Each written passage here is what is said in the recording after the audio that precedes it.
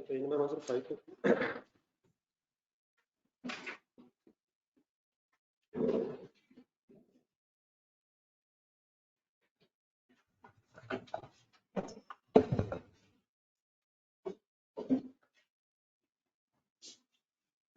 Journalist से बात आ रही है।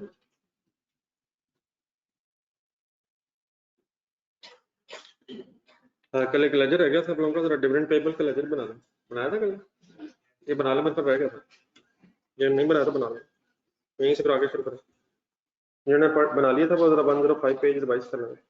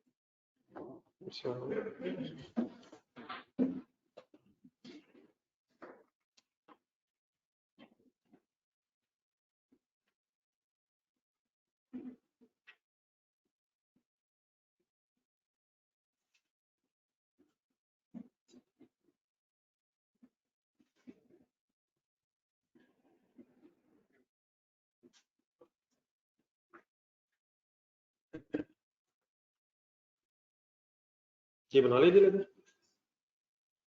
क्या बात हो रही थी कल?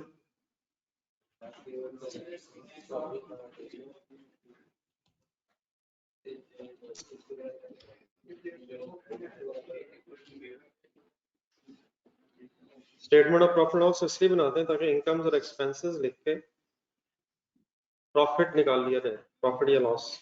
कैश फ्लो क्यों बनाते हैं? ताकि कैश फ्लोज की इंफॉर्मेशन, इनफ्लोज और आउटफ्लोज की इंफॉर्मेशन प्रेजेंट की जा सके। तो किस लेजर को स्टेटमेंट फॉर्म में बनाने की बहस हो रही है? देखें देखें सर, देखें रिसीट एंड पेमेंट अकाउंट किसे कहते हैं? कैश और बैंक अकाउंट इकट्ठा बना लिया जाए तो उसे रिसीट एंड पेमेंट अकाउंट कहते हैं। इसमें 5 या 4 मेन चीजें बताएंगे। रिसीट्स आती हैं, पेमेंट्स आती हैं, ब्रॉट डाउन और कैरी डाउन आते हैं। ट्रेड में ये बात शुरू हुई थी कि क्या सेल ही रिसीट है? ये पढ़ लें दोबारा। क्या परचेज ही पेमेंट होती है? क्या परचेज ही कॉस्ट ऑफ सेल होती है? क्या एक्सपेंस ही पेमेंट होती है? और क्या डिविडेंड डिक्लेयर्ड ही डिविडेंड पेड होता है? कब होता है?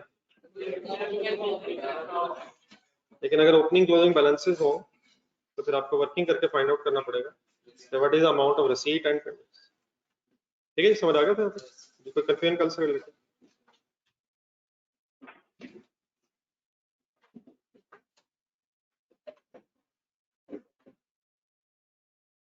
चलो सर, एंड में एक एग्जांपल शुरू की पेज नंबर 105। तो दोबारा देख कर बताएं क्या मसला यहाँ पेश आया था। एक सेकंड, डाटा पढ़ें 105 के एंड से शुरू करें। हमारे पास एडवांस टैक्स का लेजर तो मौजूद था, एडवांस टैक्स का ओपनिंग बैलेंस था, पेएबल का ओपनिंग भी था, इसी तरह इनके क्लोजिंग भी थे। टैक्स एक्सपेंस मिल गया था, हमसे रिक्वायर्ड था कि टैक्स की पेमेंट की अमाउंट बताएं। अब क्योंकि ओपनिंग क्लोजिंग बैलेंस तो प्री पेड है और ओपनिंग क्लोजिंग बैलेंस तो पेएबल भी है, इसलिए जो टैक्स की अमाउंट है वो एज इट इज पेमेंट की अमाउंट के बराबर नहीं होती। तो मैंने फिर आपके सामने 2 लेजर्स बनाए थे, एक एडवांस टैक्स का लेजर, एडवांस टैक्स का मतलब ऐसे है प्रीपेड टैक्स एसेट, और एक इनकम टैक्स पेबल का मैंने लेजर खोला था। मसला ये आया था कि एक्सपेंस की अमाउंट 8 लाख ढूंढना था, एक कंबाइंड फिगर दी हुई है। अब एडवांस टैक्स के लेजर में प्रीपेड टैक्स का लेजर हो या इनकम टैक्स पेबल का लेजर हो, एक्सपेंस की अमाउंट आती है ये दोबारा जरा प्रीपेड और पेबल्स के लेजर खोल लें अपना जरा। अब ये जरा लेजर थोड़े से याद भी होने चाहिए। एक्सपेंस की अमाउंट दोनों में आती है, इस साइड पे आती है, लेकिन इसका ब्रेकअप नहीं था। ये 8 लाख की अमाउंट दी हुई थी, लेकिन ये नहीं बताया हुआ कि 8 लाख में से कितना प्रीपेड में आना है, कितना पेबल में आना है। अगर तो ये पता चल जाए तो हमेशा हम अलग अलग लेजर बना के बैलेंस करके किस साइड से पेमेंट निकाल लेंगे। देख के बजान पेमेंट किधर नजर आ रही है, एक्सपेंस किधर नजर आ रहा है, ये कैसे पता चलेगा अगर पेमेंट किधर है और एक्सपेंस किधर है। कैश जहाँ लिखा हुआ है वो पेमेंट है, या कैश जहाँ लिखा हुआ रिसीट है, जहाँ कैश इन आउट लिखा हुआ है।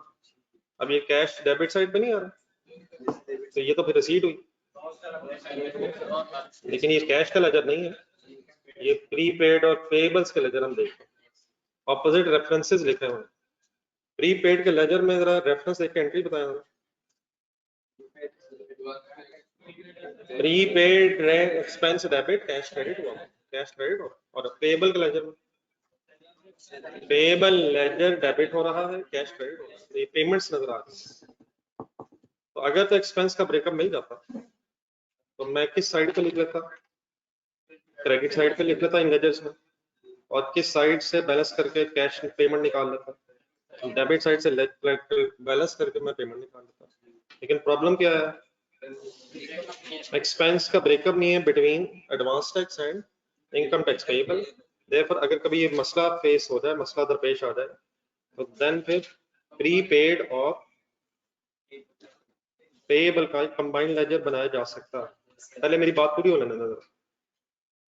क्या हमेशा हम ऐसे इकट्ठा बनाया करें? तो अब बोल दे कब बनाना पड़ सकता है।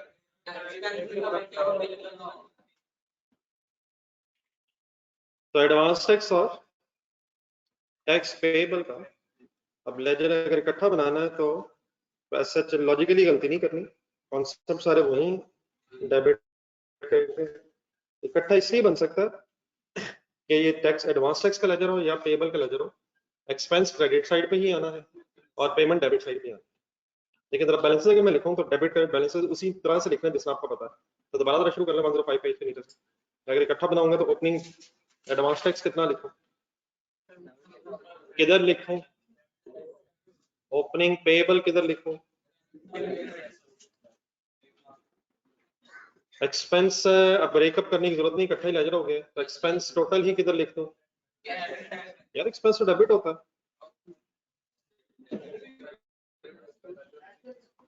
ये भी तो लेजर है, ये भी तो लेजर है। सही वर्ड, अपने लेजर में डेबिट हो। अपना लेजर मींस एक्सपेंस का नाम से जो लेजर बनेगा इसमें डेबिट ही होगा। ये एक्सपेंस का लेजर है या एसेट या लायबिलिटी का लेजर? ये एसेट लायबिलिटी का लेजर ऊपर लिखा हुआ है, कंबाइन तो है लेकिन किसका लेजर है? क्लोजिंग एडवांस टैक्स कहाँ लिखा है? क्रेडिट साइड पे डेबिट बैलेंस। क्लोजिंग लायबिलिटी किधर लिखा है? 120,000। कैलकुलेटर पर just like any other ledger अब ये बैलेंस कर सकते हैं।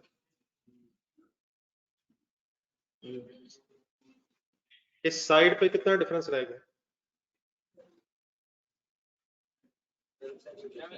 इस साइड गरीब का कोई नाम भी है? इस साइड कौन सी साइड है गरीब? 7 है 60 था। इस साइड पे डिफरेंस आ रहा है, डेबिट साइड पे ही है। तो ये आप डेबिट साइड पे डिफरेंस किस चीज का आ गया? कैश मींस क्या, रिसीट या पेमेंट? कैश क्रेडिट हो रहा होगा ना। तो अगर हमें ब्रेकअप ना मिले एक्सपेंस का तो हम एक कंबाइंड लेजर बना के पेमेंट तक पहुंच सकते हैं। इसी तरह अगर कभी 760 फॉर एग्जांपल पेमेंट मिल जाती और इस पेमेंट का ब्रेकअप ना मिलता between advance tax ledger and tax payable ledger, तो क्या पेमेंट भी लिख के एक्सपेंस निकाला जा सकता है?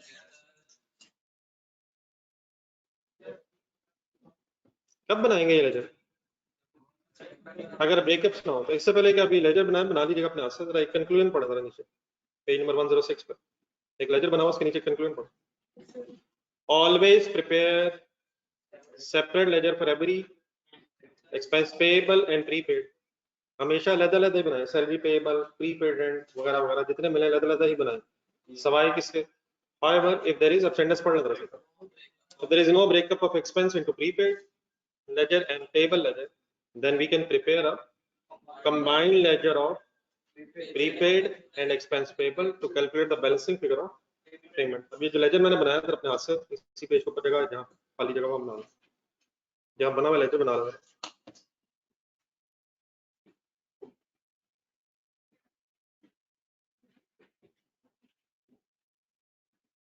ये ऑनलाइन स्टूडेंट्स ओके हो गए प्लीज?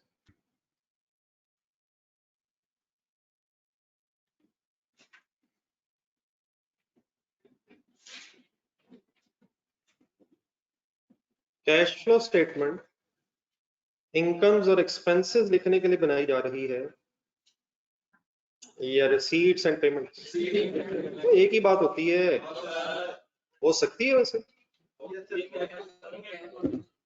क्या कभी इनकम और रिसीट सेम हो सकती है? अगर हाँ नहीं है वो तो ठीक है, लेकिन कैश सेल तो बिजनेस बहुत कम करते हैं। अगर ओपनिंग क्लोजिंग डेटर्स ना हो, रिसीवेबल्स ना हो, क्या एक्सपेंसेस और उनकी पेमेंट सेम हो सकती है?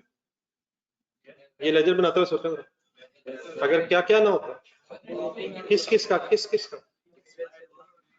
ना प्रीपेड होता ना पेबल होता। अगर सपोज ये चारों बैलेंसेस ना होते, डैश डैश डैश होते, तो क्या ही क्या होना था, and vice versa payment he expense होनी।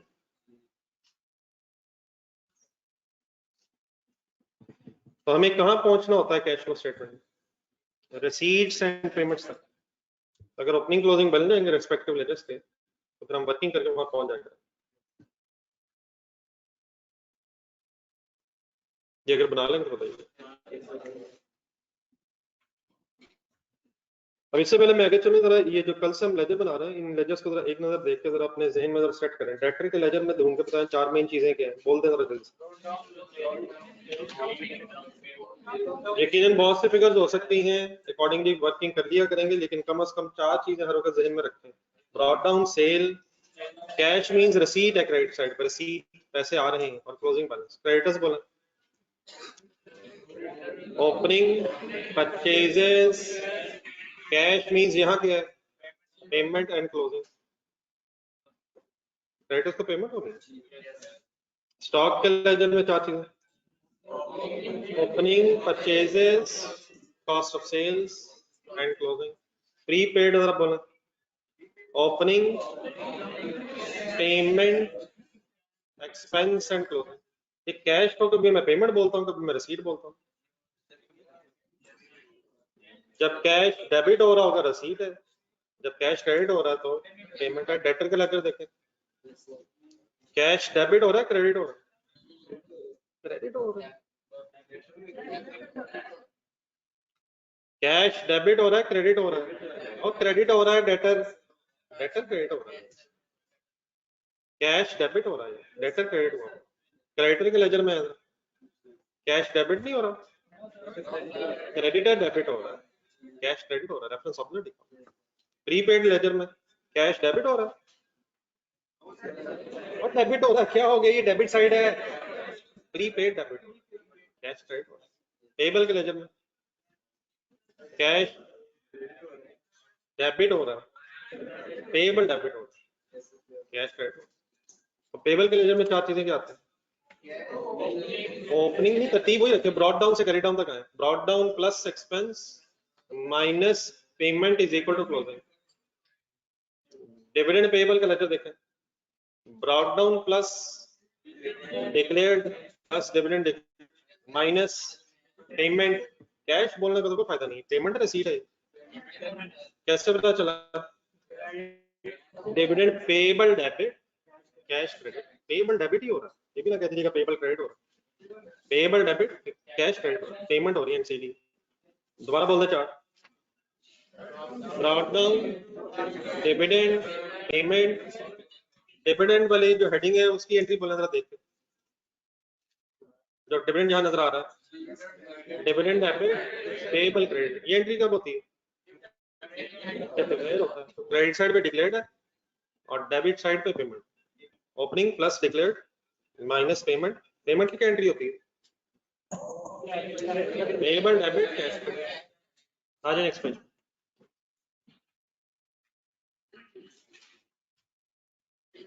देन सर हेडिंग मिलेगी आपको पेज के दरम्यान में फॉर्मेट ऑफ कैश फ्लो, पहले ये वाला फॉर्मेट वाली बात करूँ। अब कल मैंने आपसे क्या कहा था, जरा पिछले पेज पे जाना। कल पिछले पेज के दरमियान में मैंने एक आसान सा फॉर्मेट बनाया था किन फिगर्स के साथ, नहीं किन फिगर्स के साथ पाई मैंने फॉर्मेट बनाया था। सबसे पहले रिसीट्स लिखी थी मैंने, फॉर्मेट वो ठीक है, लेजर में मैंने फॉर्मेट में कन्वर्ट किया था।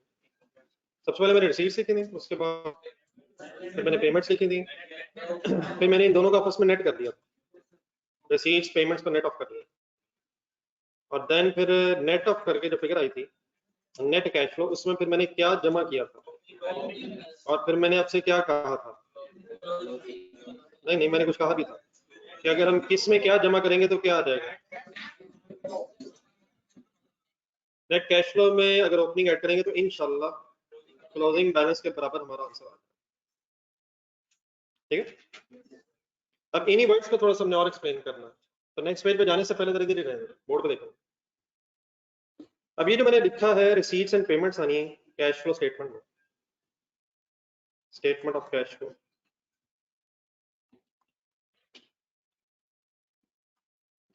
तो रिसीट्स एंड पेमेंट्स हैं, ये 3 हेडिंग्स में डिवाइड होके आनी। कैश फ्लो में आनी रिसीट्स एंड पेमेंट्स ही, लेकिन बिजनेस की सारी रिसीट्स और सारी पेमेंट्स इकट्ठी नहीं, इन रिसीट्स एंड पेमेंट्स को 3 सब हेडिंग्स में डिवाइड किया जाता है। पहले नाम समझिएगा, फिर इनका मीनिंग क्या है ये मैं बताता हूँ। अलग से लिखना होता है सबसे पहले cash flow from operating activities. अब ऑपरेटिंग एक्टिविटीज क्या होती हैं, इसका क्या मीनिंग है ये मैं बताता हूँ अभी, लेकिन सबसे पहले हमारी हेडिंग हुआ करेगी कैश फ्लो स्टेटमेंट। बोला जरा देखते, cash flow from operating activities, और ऑपरेटिंग एक्टिविटीज जो भी होती हैं उसकी फिर हम रिसीट्स एंड पेमेंट्स इस हेडिंग में लिख दिया करेंगे।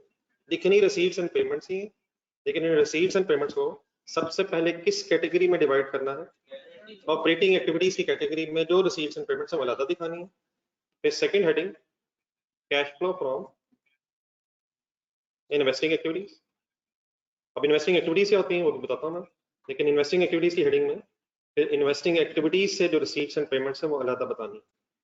आना कैश फ्लो में क्या है, रिसीट्स एंड पेमेंट्स, लेकिन मैं क्या कर रहा हूँ 3 हेडिंग्स में बनानी, और फाइनल एक हेडिंग है कैश फ्लो फ्रॉम फाइनेंसिंग। तो receipts and payments are subdivided into 3 headings: cash flow from operating activities, cash flow from investing activities, and cash flow from financing activities. इनकी receipts and payments अलग आ जाएंगे, इन तीनों activities में receipts and payments, receipts and payments and receipts and payments, और फिर उनको आपस में हम नेट ऑफ कर लिया करेंगे। किसको आपस में नेट ऑफ कर लिया करेंगे, ऑपरेटिंग एक्टिविटीज की रिसीट्स एंड पेमेंट्स को नेट करके एक आंसर निकाल लिया, इन्वेस्टिंग एक्टिविटीज की रिसीट्स एंड पेमेंट्स को नेट करके एक आंसर निकाल लिया, और फिर फाइनली किसकी एक्टिविटी को, फाइनेंसिंग एक्टिविटीज की रिसीट्स एंड पेमेंट्स को नेट करके एक आंसर निकाल लिया। तो हमारे पास 3 आंसर्स आ जाया करेंगे। एक पहला आंसर किस चीज का, cash flow from operating activities, दूसरा, तीसरा। इनको फिर जब हम इकट्ठा किया करेंगे तो ये नेट कैश फ्लो की फिगर के बराबर आएगा। क्या मैंने इन्हीं रिसीट्स एंड पेमेंट्स को सब डिवाइड किया है, या इस तरह से कह लें कि ये जो रिसीट्स हैं ऑपरेटिंग एक्टिविटीज की रिसीट्स अलग, इन रिसीट्स में से इन्वेस्टिंग की अलग, इन रिसीट्स में से फाइनेंसिंग की अलग, एंड सिमिलरली जाके बोला पेमेंट्स में से ऑपरेटिंग की अलग, इन्वेस्टिंग की अलग, और इन्वेस्ट फाइनेंसिंग की अलग। सम वही होगा, ब्रेकअप करना 3 हेडिंग्स में, और जब हम इसे नेट ऑफ करेंगे तो दोबारा नेट कैश फ्लो आ जाएगी, और नेट कैश फ्लो फिर ओपनिंग ऐड हो जाएगा और क्लोजिंग लेस हो जाएगा। अब ये ज़हन में रखते जरा एक फॉर्मूला पहले देखना, फिर मैं इसे एक्सप्लेन कर देता हूँ। पेज नंबर 106 पे किस को किन हिस्सों में ब्रेक कर रहा हूँ, तो पेज के सेंटर में नाम बोलते जाए, मैं एक्सप्लेन अभी करता हूँ। Cash flow from operating activities का एक आंसर आ जाएगा रिसीट्स और पेमेंट्स को नेट करके। नेक्स्ट आ रही heading cash flow from investing activities, next heading आ रही cash flow from financing activities. इन 3 फिगर्स को हम नेट ऑफ कर दिया करेंगे, टोटल कर दिया करेंगे, तो फिगर का नाम हो जाएगा नेट कैश फ्लो। कल से मैं वर्ड बोल रहा हूँ, अगर ये पॉजिटिव फिगर आएगी तो इसको सही क्या कहा जा सकता है, नेट कैश इनफ्लो, और अगर ये नेगेटिव फिगर आ जाए तो नेट कैश आउटफ्लो। लेकिन नेट कैश फ्लो अगर लिख के सामने पॉजिटिव फिगर आ रही है तो उसका मतलब नेट कैश इनफ्लो ही होगा, और अगर नेट कैश फ्लो के सामने अगर नेगेटिव फिगर आ रही पेमेंट ज्यादा होने की वजह से, तो नेट कैश आउटफ्लो होगा। इसमें फिर हम ऐड कर देंगे, वर्ड से परेशानी होना, फिर एक वर्ड आ रहा cash and cash equivalent at the opening balance लेंगे, किसके वर्ड एज इट इज बोलने, बाकी मैं बताता हूँ, कैश एंड कैश इक्विवेलेंट, और फिर इंशाल्लाह अगर नेट कैश फ्लो को प्लस करेंगे ओपनिंग बैलेंस में तो क्लोजिंग आ जाएगा। अब आपके लिए नए वर्ड्स हो गए, जरा ढूंढना जरा, एक तो ऑपरेटिंग एक्टिविटी, अगला इन्वेस्टिंग एक्टिविटी, अगला फाइनेंसिंग एक्टिविटी। आई होप कि नेट कैश इनफ्लो आउटफ्लो का नया वर्ड नहीं है, कल वाली बात है। और finally cash and cash equivalent नीचे एक वर्ड आ गया। तो इन 4 वर्ड्स को अंडरलाइन करना जरा, इनको फिर एक एक करके एक्सप्लेन करता है। कौन से 4 नई टर्म्स आ गई, कौन सी 4 नई टर्म्स आ गई?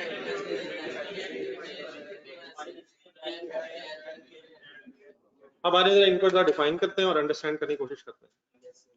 इंपॉर्टेंट डेफिनेशंस की हेडिंग लिखी हुई है और रिवर्स ऑर्डर में लिखी हुई जो एक्टिविटीज इस तरतीब से लिखी हुई थी, operating, investing, financing, reverse order में इसलिए लिखा हुआ है कि जरा समझना हमारे लिए आसान है। फॉर्मेट में सबसे पहले कौन सी एक्टिविटीज आनी है, ऑपरेटिंग, फिर इन्वेस्टिंग, फिर फाइनेंसिंग। समझने के लिए जरा हमारी आसानी हो जाएगी, इसलिए जरा रिवर्स ऑर्डर में ये डेफिनेशंस लिखी हुई। नहीं, फॉर्मेट कभी चेंज नहीं हो सकता। मसलन प्रॉफिट लॉस स्टेटमेंट में बनाए, क्या हम सबसे ऊपर प्रॉफिट लिख देंगे और एंड में सेल लिख देंगे? फॉर्मेट क्या फाइनल हो चुका है, सेल, कॉस्ट ऑफ सेल वगैरह वगैरह वगैरह वगैरह। स्टेटमेंट ऑफ फाइनेंशियल पोजीशन से मिला है, सबसे ऊपर क्या लिखते हैं? हम नॉन करंट लायबिलिटीज लिख दिया करेंगे, हरगिज ऐसे नहीं करेंगे। फॉर्मेट फाइनल हो चुके हैं, चेंजेस इन इक्विटी से मिला है, हम सबसे पहले टोटल का कॉलम बना देंगे। फॉर्मेट फाइनल हो चुके हैं। What is the format please? Operating, investing, financing, net cash flow, opening, closing. हाँ, अंडरस्टैंडिंग डेवलप करने के लिए फाइनेंसिंग अगर पहले समझ लेंगे, इन्वेस्टिंग को समझ लेंगे, तो ऑपरेटिंग समझना जरा आसान हो जाएगा। सिर्फ डेफिनेशन की हद तक ये समझने के एंगल से बात है। ये फाइनेंसिंग एक्टिविटीज क्या होती हैं, ऑपरेटिंग, इन्वेस्टिंग क्या होती हैं, इसको समझने के लिए आप अपने ज़हन में statement of financial position, non current assets, current assets, non current liabilities, equity, current liabilities और statement of profit loss, sale, cost of sale, ये चीजें ज़हन में रखनी है और इनको ज़हन में रखते हुए जरा डेफिनेशन पढ़ें। फाइनेंसिंग एक्टिविटी को कहते हैं those activities which result in changes in, तब्दीली इन, इंक्रीज या डिक्रीज इन, दो वर्ड्स ढूंढो, इक्विटी एंड बोरिंग्स। बोरिंग्स कैसे कहते हैं? लोन, लोन लिया हो। स्टेटमेंट ऑफ फाइनेंशियल पोजीशन ध्यान में लाना, इक्विटी और बोरिंग्स नॉन करंट लायबिलिटीज।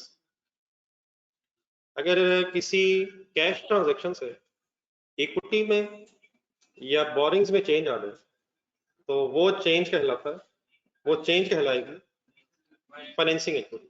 मसलन फॉर एग्जांपल शेयर्स इशू है, एंट्री बोला है, गेम एंट्रीज की है, कैश डेबिट हुआ है, शेयर कैपिटल क्रेडिट। क्या इस शेयर कैपिटल के क्रेडिट होने से इक्विटी में चेंज आया? तो ये जो कैश डेबिट हुआ है ये फाइनेंसिंग एक्टिविटी का कैश डेबिट। बैंक से लोन लिया, एंट्री बना, cash debit, non credit. Boring में चेंज आई है, बोरिंग में इंक्रीज आ गया, तो ये जो कैश है ये भी फाइनेंसिंग एक्टिविटी में है, ये भी कैश रिसीव फाइनेंसिंग एक्टिविटी में। लोन वापस किया तो एंट्री बना, तो लोन डेबिट होने से बोरिंग्स में कमी आई है, चेंज आया है, कैश अब जा रहा है, लेकिन ये जो पेमेंट है ये भी फाइनेंसिंग एक्टिविटी से रिलेटेड है। तो अगर इक्विटी या बोरिंग्स में किसी कैश आने या जाने से चेंज आ जाए तो वो चेंज फाइनेंसिंग एक्टिविटी कहलाती है। किस जगह की बात हो रही है? स्टेटमेंट ऑफ फाइनेंशियल पोजीशन में इक्विटी और बोरिंग्स में अगर तब्दीली आ जाए कैश की वजह से, कैश आने जाने की वजह से, तो उसे हम अपनी किस हेडिंग में लिखा करेंगे? फाइनेंसिंग एक्टिविटी की रिसीट और पेमेंट समझा करेंगे। अगर कैश आया तो रिसीट है, और अगर कैश गया है तो फिर पेमेंट है। मैंने 2-3 एग्जांपल्स बताई हैं, बाकी इंशाल्लाह भी डिटेल में बात। लोन वापस करने की एंट्री बोलो, लोन डेबिट, कैश क्रेडिट। क्या कैश क्रेडिट होने का मतलब कैश की पेमेंट हो रही है? हमें कैसे पता चलेगा कि कैश रिसीट है या कैश पेमेंट है? अगर कैश डेबिट हो रहा है तो सोच रहे हैं ठंडे दिल से क्या ये रिसीट है? कब डेबिट होगा कैश? जब रिसीव होगा। और कब जाएगा कैश? जब पेमेंट होगा। कैश का डेबिट हमें बताएगा पैसे आ रहे हैं, कैश का डेबिट कैश का क्रेडिट होना बताएगा कि पैसे जा रहे हैं। पैसे आ रहे हैं रिसीट है, पैसे जा रहे हैं पेमेंट है। अगर इक्विटी और बोरिंग्स में ये पैसे आ जा रहे हैं तो ये financing activity. Number 2 investing activity. Acquisition means होता है परचेज करना, and disposal of non current assets. अभी आगे नहीं जाना, अभी हम बच्चे हैं, एक आध दिन बाद आगे जाएंगे। अभी तो आप ये डेफिनेशन बस कहाँ तक पढ़ेंगे, acquisition and disposal of non current assets, बस आगे नहीं है। अगर कोई नॉन करंट एसेट, या चल पहले नॉन करंट एसेट को एक साथ लगा हुआ, नीचे जरा नॉन करंट एसेट्स रिवाइज करना जरा। नॉन करंट एसेट्स जहन में रखते जरा पढ़ेंगे। प्रॉपर्टी प्लांट इक्विपमेंट का भी वर्ड सुना, नॉन करंट एसेट्स में आता है। इनटेंजिबल एसेट कोई अगर सॉफ्टवेयर है, कोई एक आध एग्जांपल सही में रखा, वो भी नॉन करंट एसेट होता है। कैपिटल वर्क इन प्रोग्रेस का भी वर्ड सुना, कैपिटल वर्क इन प्रोग्रेस। अगर कोई बिल्डिंग बन रही है, उस पर कोई खर्चा अगर हो गया तो क्या एंट्री हो रही होगी, capital work in progress debit cash credit. Cash जा रहा होगा, कहाँ प्रेजेंट होगा ये capital work in progress, non current assets में प्रेजेंट होता है विदाउट एनी डेप्रिसिएशन।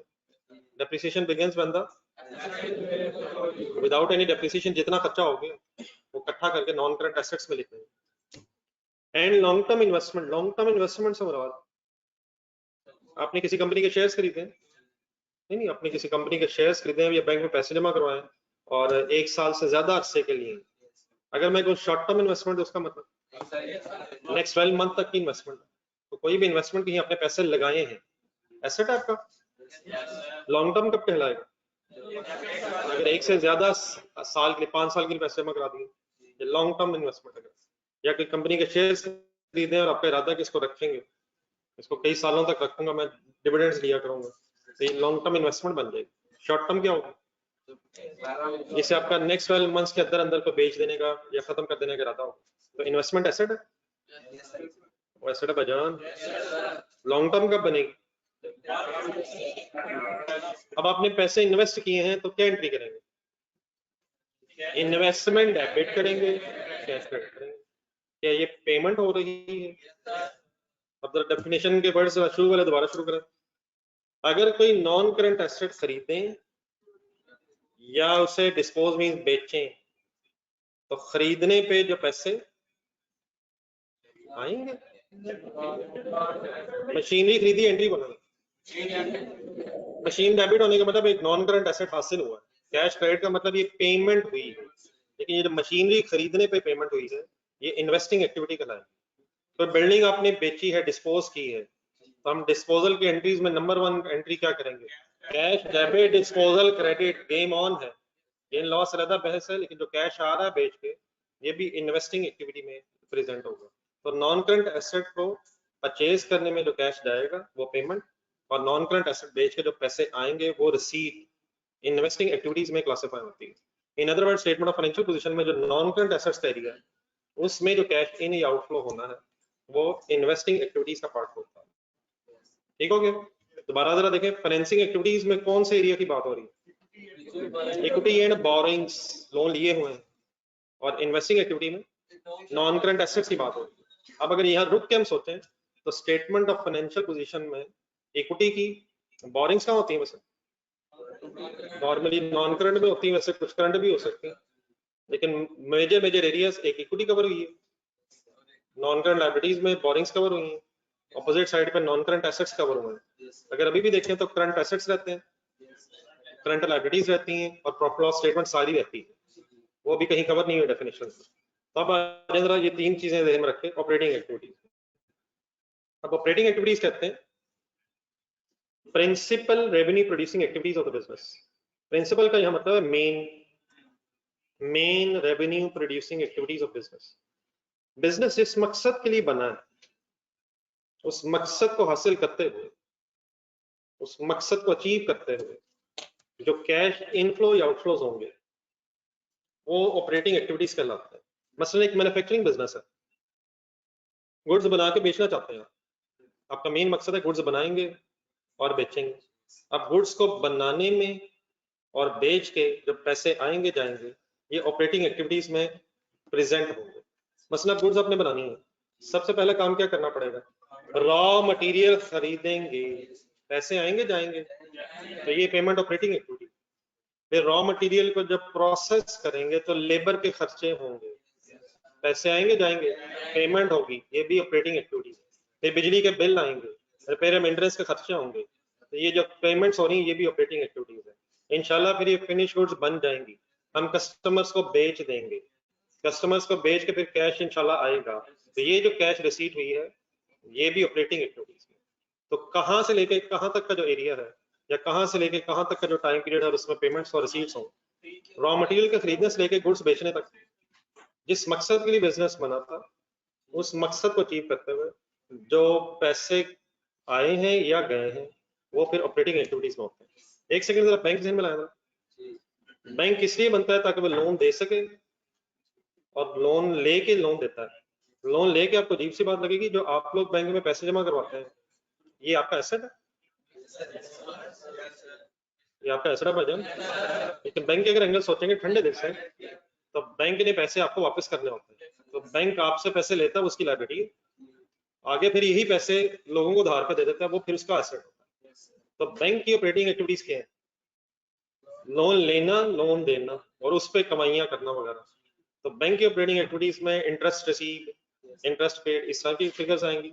लेकिन अगर कोई मैन्युफैक्चरिंग बिजनेस है उसकी मेन एक्टिविटी क्या है? गुड्स बनाना बेचना। अगर कोई ट्रेडिंग बिजनेस है, ट्रेडिंग बिजनेस क्या होता है? खरीदना बेचना। अब अगर फॉर एग्जांपल कोई मैन्युफैक्चरिंग बिजनेस मशीनरी खरीद ले गुड्स बनाने के लिए, तो क्या ये मशीनरी खरीदना उसकी इन्वेस्टिंग एक्टिविटी है या ऑपरेटिंग एक्टिविटी है? उसने मशीनरी खरीदने को बेचनी नहीं है, उसने मशीनरी इस्तेमाल करनी।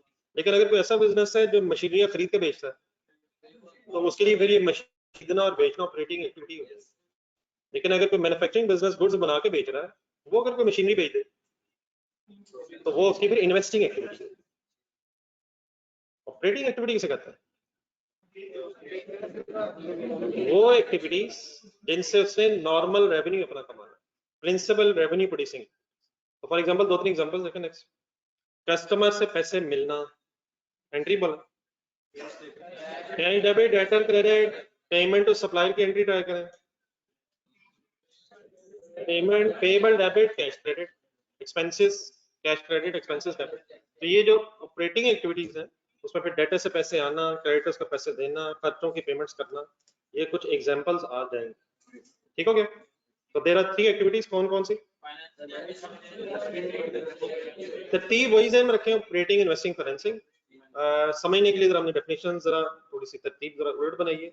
आए अब जरा इसकी जरा नेक्स्ट पेज पे एग्जांपल्स की एक लिस्ट बनी हुई है, एक जरा ट्राई करते हैं कि हम कुछ आइडेंटिफाई करने की पोजीशन में आ गए हैं कि कौन कौन सी एक्टिविटीज ऑपरेटिंग, इन्वेस्टिंग या फाइनेंसिंग है। पेन हाथ में रख लें। ऑपरेटिंग के लिए आप ओ लिखेंगे, इन्वेस्टिंग के लिए आई लिखेंगे और फाइनेंसिंग के लिए एफ लिखेंगे, लेकिन बोलेंगे पूरा।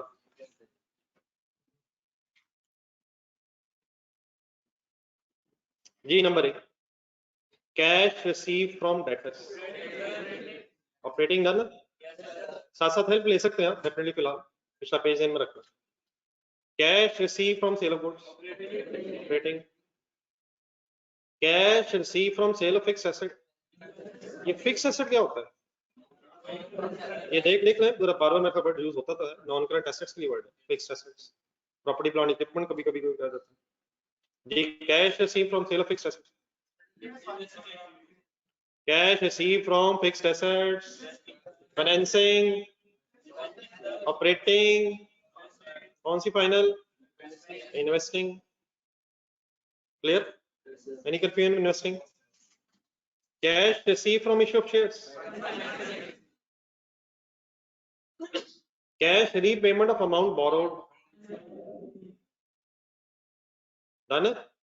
दोनों डिविडेंड छोड़ दे, मेरे लिए मैं बताता हूँ, डिविडेंड पेड रिसीव छोड़ दो, wages paid to employees, operating, दोनों इंटरेस्ट भी छोड़ दो, purchase of fixed assets, investing, acquisition of fixed assets by issue of shares की पहले एंट्री बता। ना रिलैक्स, कम ऑन यार, एक्विजिशन ऑफ फिक्स्ड एसेट्स। मुझे भी कोई तरीका बताएं कि फिक्स्ड एसेट भी आ जाए और कैश भी आ जाए। Acquisition of fixed assets, fixed asset debit, पैसे देने की बजाय क्या दिए? डबल एंट्री बोला, fix assets debit, share capital credit, लिखिए entry.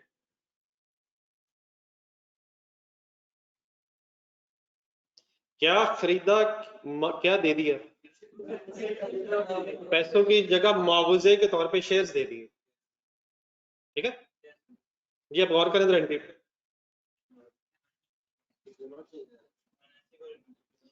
Operating, investing, financing.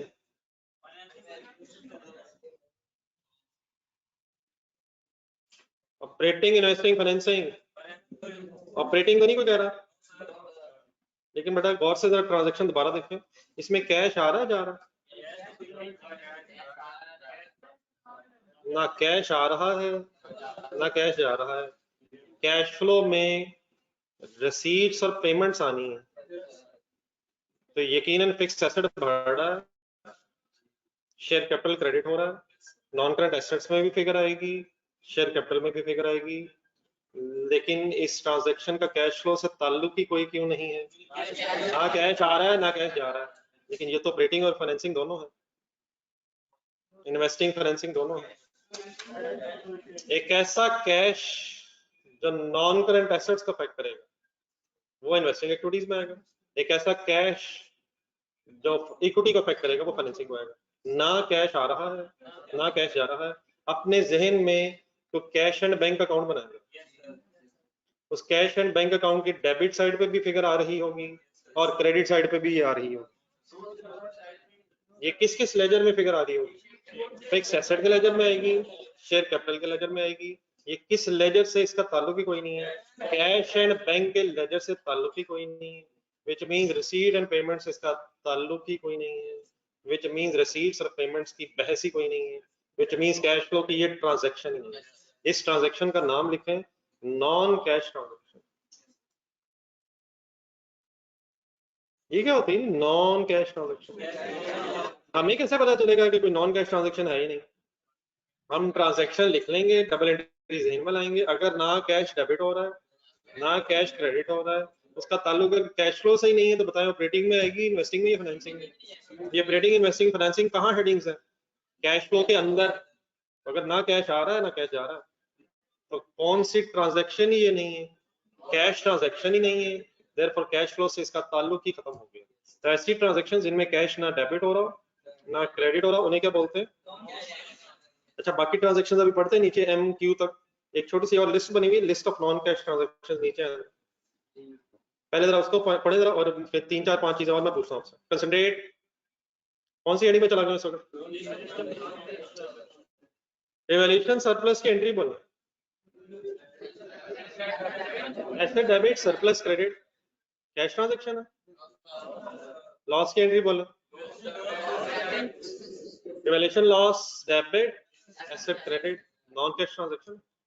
Amortisation के साथ स्लैश करके डेप्रिसिएशन लिखते हैं, डेप्रिसिएशन की एंट्री बताएं। अमोर्टाइजेशन भी डेप्रिसिएशन ही का नाम है, लेकिन इनटेंजिबल एसेट अगर कोई हो, सॉफ्टवेयर अगर कोई हो वो डेप्रिशिएट होता है तो उसे अमोर्टाइजेशन बोलते हैं, तो थोड़ा सा बस आइडिया होना चाहिए जी। डेप्रिसिएशन की दोबारा entry, cash transaction. Bad debt expense की एंट्री, अच्छा थोड़ा सा डिफरेंशिएट करने आगे स्लैश करके लिखा, bad debts written off. Bad debts written off का मीनिंग होता है एक्चुअल बैड डेट्स, हाँ जी, एक्चुअल बैड डेट्स लिखना है, फिर एंट्रीज दो लिखनी है इसकी। बैड डेट एक्सपेंस वर्ड तब यूज होता है जब बैड डेट्स डेबिट, एंट्रीज लिखनी है जरा साथ ही जगह बनाएगा राइट साइड पे, लेकिन जरा छोटा छोटा करके कंपैरेटिवली इस जगह चाहिए अभी। बैड डेट एक्सपेंस डेबिट और allowance credit, bad debt expense और रिटर्न ऑफ एंट्री है bad debts debit debt credit, दोनों में एक्सपेंस तो, लेकिन रिटर्न ऑफ वाले एक्सपेंस का मतलब है डेटर क्रेडिट हो गया, और सिर्फ बैड डेट एक्सपेंस का मतलब है कि अलाउंस के अगेंस्ट। तो नई बात तो नहीं कर रहा? Please any confusion in these entries? Return of की एंट्री है जी bad debts debit and debtors credit.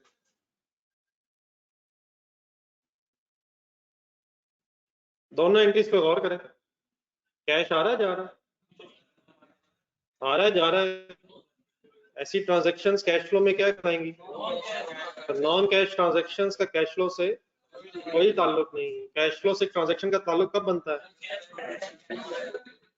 जब कैश या डेबिट हो रहा हो या कैश क्रेडिट हो। ये मिटाना मैंने नोट कर लिया। अच्छा, ये तो 3 आसान से एग्जांपल्स हैं, लेकिन अब आप काफी बड़े हो गए हैं, तो जरा कुछ और ट्रांजैक्शन जहन में लाएंगे। मैं जरा लिख दूं, बाद में फिर आप अकॉर्डिंगली लिख लीजिएगा। ट्रांसफर ऑफ सरप्लस की एंट्री बोलो,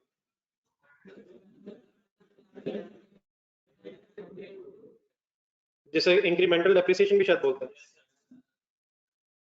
देन उसके बाद बोनस शेयर्स की एंट्री बोलो, मायूसी ना बुलाएं, बोनस शेयर्स की एंट्री बोले सर। इम्पेयरमेंट लॉस की एंट्री बोलो, impairment loss debit, accumulated impairment loss credit. Transfer to general reserve की एंट्री बोलो, हिम्मत हिम्मत हिम्मत।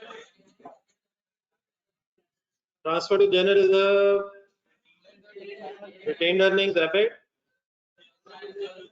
General reserve credit. ये तो एंट्रीज आपने कल परसों देखी हैं। ट्रांसफर टू स्पेसिफिक रिजर्व,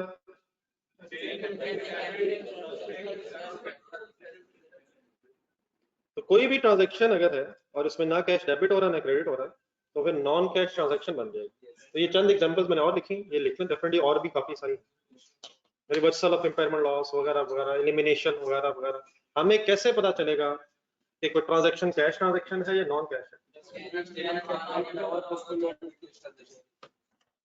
अगर एक ट्रांजैक्शन वैसे ही नॉन कैश है तो उसका कैश फ्लो से ताल्लुक ही खत्म हो जाएगा।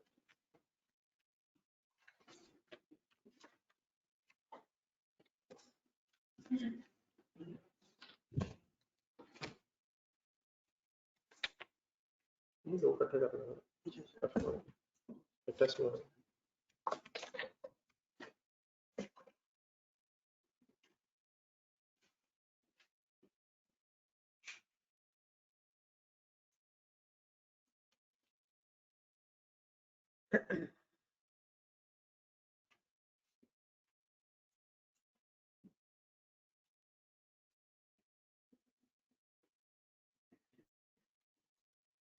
जी नोटेड है प्लीज।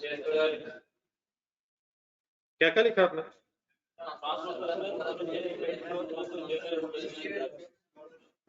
इम्पेयरमेंट लॉस की एंट्री पता ना, impairment loss debit, accumulated impairment loss credit, इसमें कैश इन्वॉल्व नहीं है। क्या ये ट्रांजैक्शंस ही नहीं है? लेकिन कैश फ्लो के एंगल से कौन सी ट्रांजैक्शन था? Non cash. चलिए वापस आए, एम से शुरू करें। कैश एडवांस टू सप्लायर, सोच के। ऑपरेटिंग क्यों? सप्लायर्स गुड्स खरीदने, क्या होता है सप्लायर? जैसे चीजें खरीदनी हो और पैसे देने हो। सप्लायर क्यों खरीदनी गुड्स? ताकि बेच सके या बना सके। टैक्सेस पेड होता है ऑपरेटिंग एक्टिविटीज, प्रॉफिट आता है टैक्स पे होता है। डेप्रिसिएशन या इन्वेस्टिंग नॉन कैश है। Cash paid to purchase goods operating. अच्छा यहाँ तक ओके? अच्छा ऊपर देखें, अब 2 डिविडेंड्स रह गए और 2 इंटरेस्ट रह गए, उसके अलावा तो नहीं कुछ रहता सवाए आखिरी के? नहीं आखिरी के अलावा तो नहीं कुछ रहेगा, 2 के अलावा। लास्ट पढ़े जो इसकी भी पहले एंट्री बताना है। Loan given by the company to its subsidiary, company का मतलब होता है अपनी ही किसी रिलेटेड और कंपनी को। एक कंपनी ने किसी और कंपनी को लोन दिया, बस आप सिंपली इस तरह से समझ के एंट्री बताया। एंट्री नहीं कैश डेबिट नहीं, loan given, loan given by company, loan receivable debit, loan receivable debit और कैश क्रेडिट।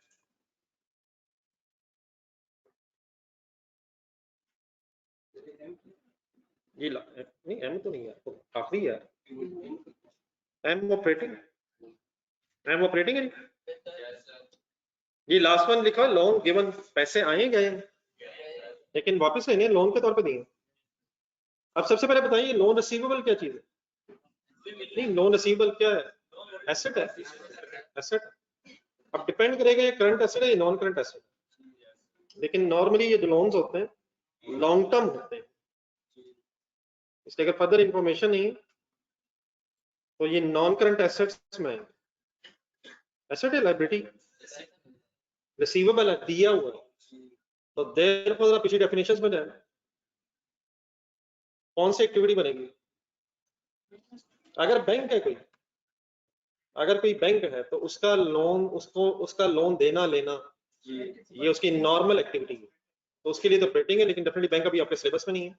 हमारे इस लेवल पे मैन्युफैक्चरिंग बिजनेस या ट्रेडिंग बिजनेस है, तो उनका ये मेन काम नहीं होता लोन देना। कोई एक्स्ट्रा पैसे पड़े हैं तो किसी को उधार दे दिए, ये नॉर्मल सिचुएशन है, ठीक है। तो इस केस में फिर ये नॉन करंट एसेट्स में फिगर होगी, और देयरफॉर ढूंढे कहाँ होगा, ये इन्वेस्टिंग एक्टिविटी बन जाएगी। तो थोड़ा सा एक्सप्लेन कर लें, एंट्री भी लिखना है और साथ रिवर्ट्स भी फाइनल कर लें। बैंकों के एंगल से मैं वैसी बात तो कर रहा हूँ, लेकिन आपके लेवल पे लोन देना किसी बिजनेस का मेन बिजनेस नहीं होगा, किसी एंटिटी का मेन बिजनेस नहीं है। तो अगर कोई पैसे पड़े थे और उसे उधार के तौर पे दे दिया है तो फिर ये एसेट है, और नॉर्मली ये नॉन करंट एसेट है, देयरफॉर ये इन्वेस्टिंग एक्टिविटी, ठीक है सर। अच्छा, लोन दिया हुआ है या लिया हुआ है? अगर लोन ले लें तो फिर वो बोरिंग है, फिर वो फाइनेंसिंग है। ये लोन दिया हुआ है, given, loan taken by company का होगा तो बोरिंग हो जाएगी, कंपनी ने उधार लिया है और फिर वो फाइनेंसिंग एक्टिविटी बन जाएगी। चले आ जाओ जी पर, dividend received and dividend paid and interest received and interest paid. अब ये थोड़ी सी जो मैंने बात करनी पहले सुन लीजिएगा, फिर मैं बताता हूँ आपको कि कहाँ जगह है। डिविडेंड रिसीव, या चले पहले डिविडेंड पेड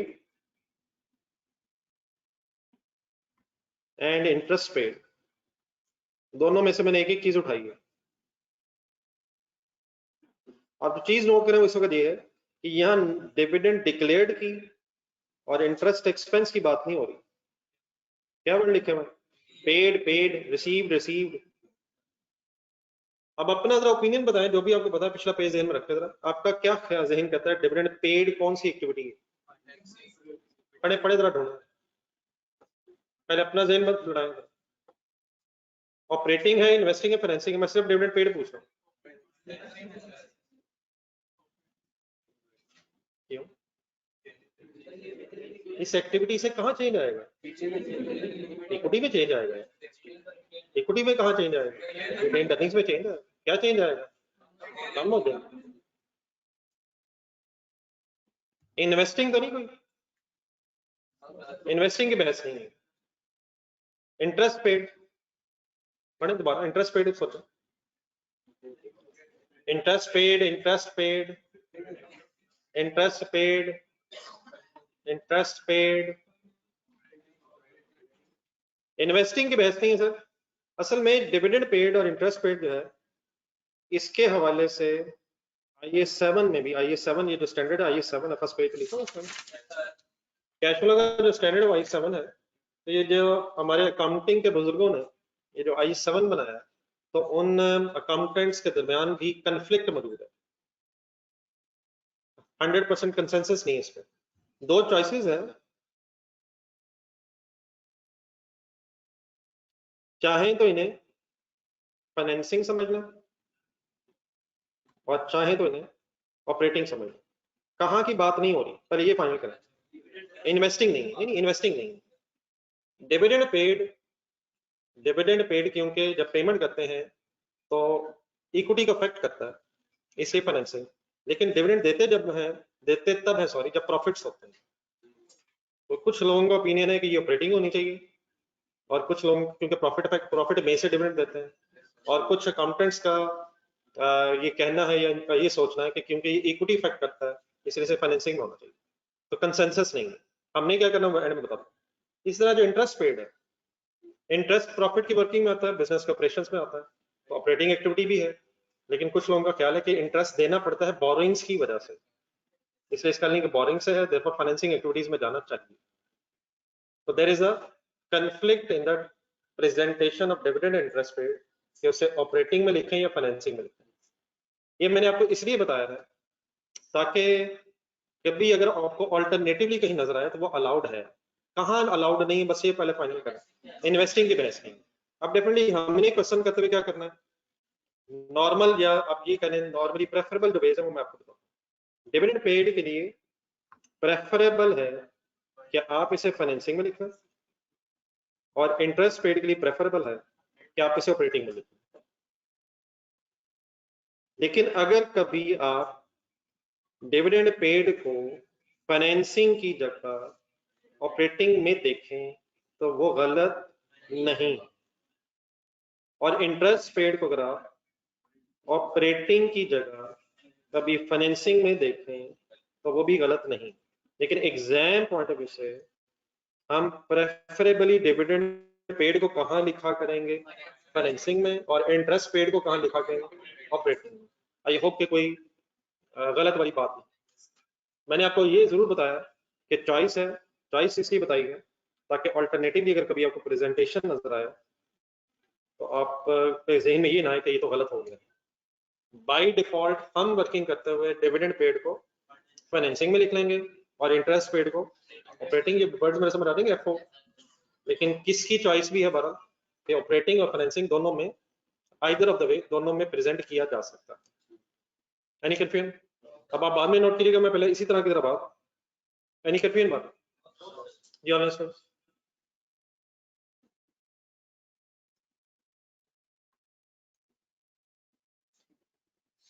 इसी तरह जो डिविडेंड रिसीव्ड है,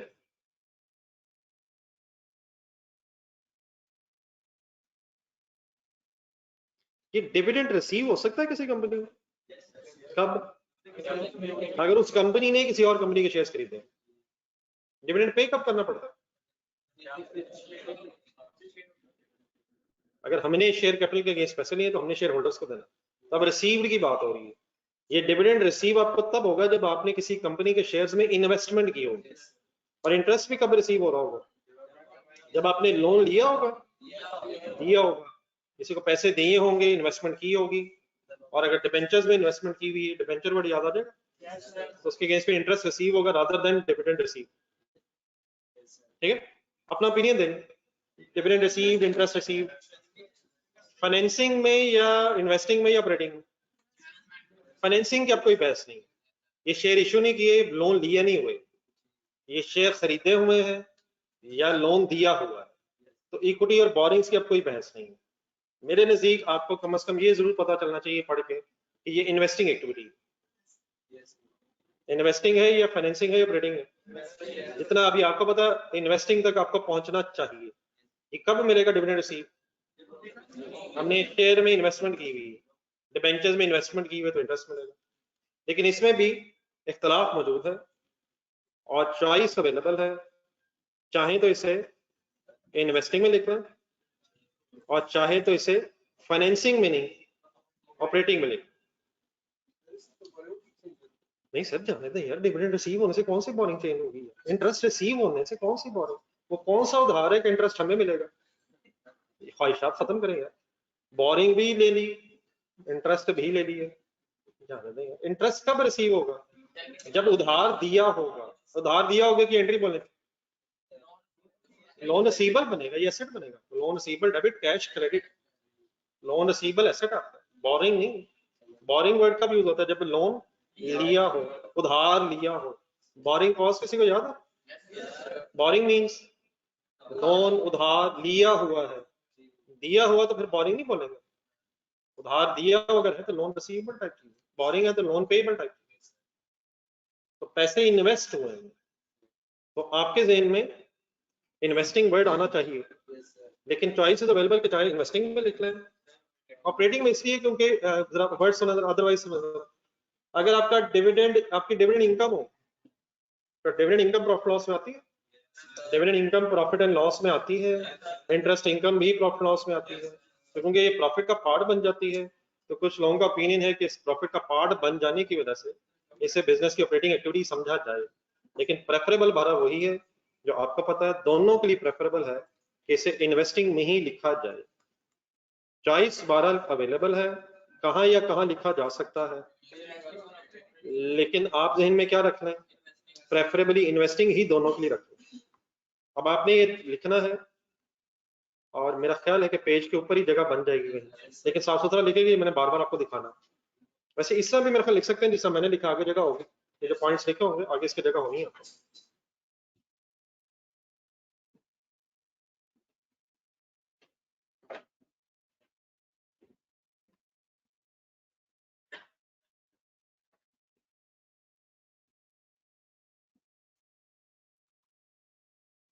ये ऑनलाइन स्टूडेंट्स का आप भी जरा नोट करके बताओ, कोई ऑनलाइन स्टूडेंट है वैसे?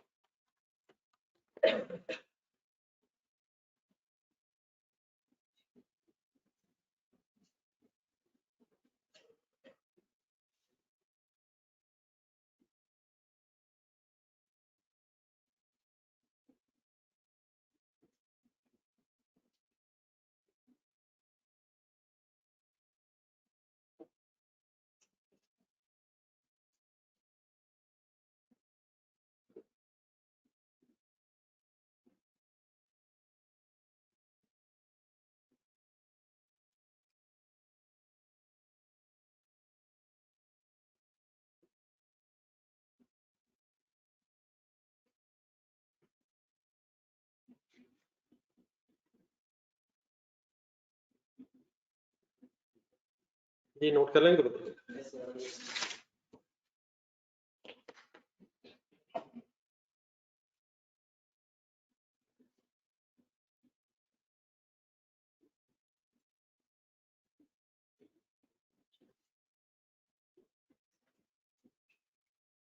जी एनीबॉडी राइटिंग प्लीज?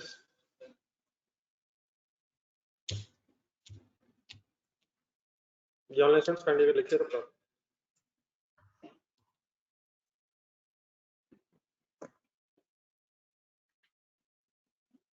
ये पेज नंबर 106 पर है। अब कुछ रीजनेबल आइडिया हो गया what is the meaning of operating, investing and financing activities.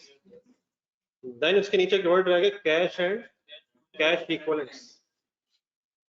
In words की तरह एज इट इज ट्रांसलेशन करें। कैश, कैश का पता आपको? कैश इक्विवेलेंट का मतलब ऐसी चीज को जो कैश के बराबर ही है। इससे भी पिछले पेज पे है 105।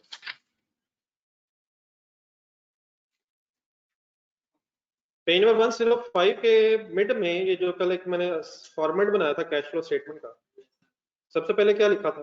रसीड्स, फिर क्या लिखा था, फिर क्या किया था, उसके बाद फिर मैंने ओपनिंग बैलेंस लिखा था। वो जरा ढूंढे मैंने ओपनिंग बैलेंस कैसे लिखा था। मैंने 10,000 ढूंढा था। 10,000 क्या था? नहीं ओपनिंग रसीड्स नहीं यार, कम ऑन, ओपनिंग बैलेंस है 10,000 यार। ओपनिंग 10,000 डेबिट बैलेंस है और 2,000 क्या था? 10,000 पे फोकस करें।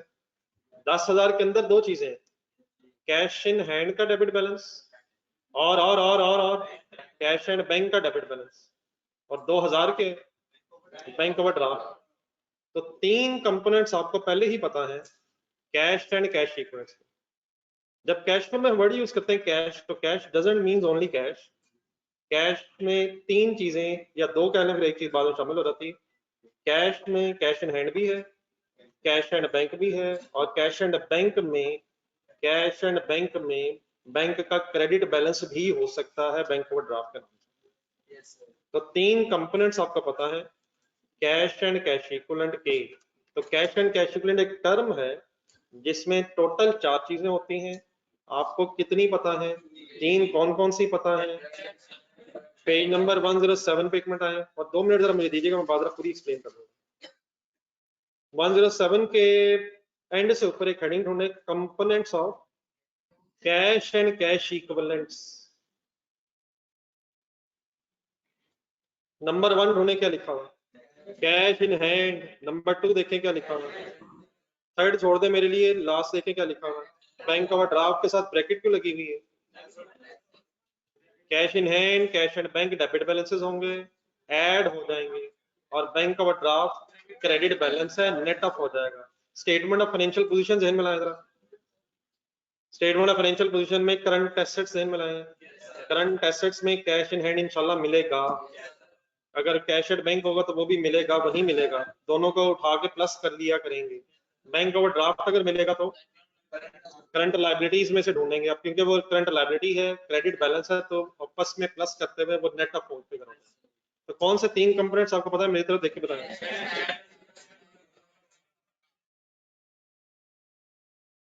देन आगे बीच में एक लिखा हुआ है शॉर्ट टर्म इन्वेस्टमेंट्स, और कंसंट्रेट करना जरा 2 मिनट और। शॉर्ट टर्म इन्वेस्टमेंट्स के साथ फिर एक स्टार भी लगा हुआ।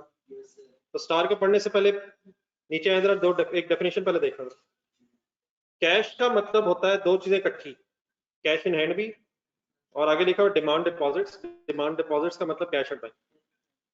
तो कैश के वर्ड में 2 चीजें कौन सी इकट्ठी हो गई? कैश इन हैंड और कैश एंड बैंक का एक नाम लिखा हुआ डिमांड डिपॉजिट। डिमांड डिपॉजिट का मतलब होता है एक ऐसा डिपॉजिट जो अपनी डिमांड पे जाके बैंक से निकलवा लें। क्या जब भी आप जाएं बैंक से अपने पैसे निकलवा सकते हैं जो पड़े हैं? एक चेक लिखें जाके के भाईजान मेरे पैसे वापस करें। तो डिमांड पे ये डिपॉजिट निकलवाया जा सकता है। सिंपली किसका ही ये नाम है? Cash at bank, cash at bank का। अब एक अगली टर्म लिखी हुई कैश इक्विवेलेंट्स। कैश इक्विवेलेंट्स में लिखा हुआ है short term highly liquid investments that are readily convertible into cash. Liquid investment word underline करें। लिक्विड का भी वर्ड सुना आपने? Ratios liquid cash. असल में कैश इक्विवेलेंट का मतलब एक ऐसी चीज जो कैश के बराबर ही है। तो इसकी एक डेफिनेशन लिखी हुई है। इसमें वो इन्वेस्टमेंट्स आती हैं जो शॉर्ट टर्म हो, लेकिन वो इन्वेस्टमेंट्स आती हैं जो हाईली लिक्विड हो, और हाईली लिक्विड वो होती हैं जो इजीली कन्वर्टेबल टू कैश। अब मेरी पूरी बात समझने के लिए आखिरी डेफिनेशन पे आ जाए। मेरी तरफ देख के जरा ये बताएं, लॉन्ग टर्म इन्वेस्टमेंट क्या होती है? एक ऐसी इन्वेस्टमेंट जो 12 मंथ से ज्यादा अरसे की है, तो उसकी कोई यहाँ बहस नहीं होती। शॉर्ट टर्म इन्वेस्टमेंट क्या होती है? अगर हम स्टेटमेंट ऑफ फाइनेंशियल पोजीशन के एंगल से सोचें तो शॉर्ट टर्म इन्वेस्टमेंट मींस जिस इन्वेस्टमेंट जो इन्वेस्टमेंट नेक्स्ट 12 मंथ तक के लिए, और लॉन्ग टर्म इन्वेस्टमेंट जो नेक्स्ट 12 मंथ से ज्यादा अरसे के लिए। तो सबसे पहले तो लॉन्ग टर्म इन्वेस्टमेंट जैसे निकालो, लेकिन हर short term investment cash equivalent नहीं बनती।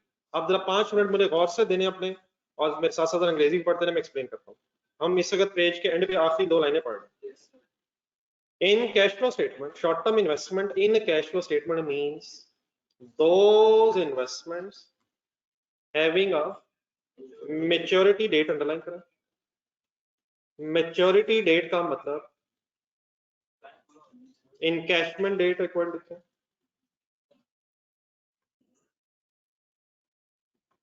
encashment date, और encashment date का मतलब पैसे वापस आने की date, date of cash return.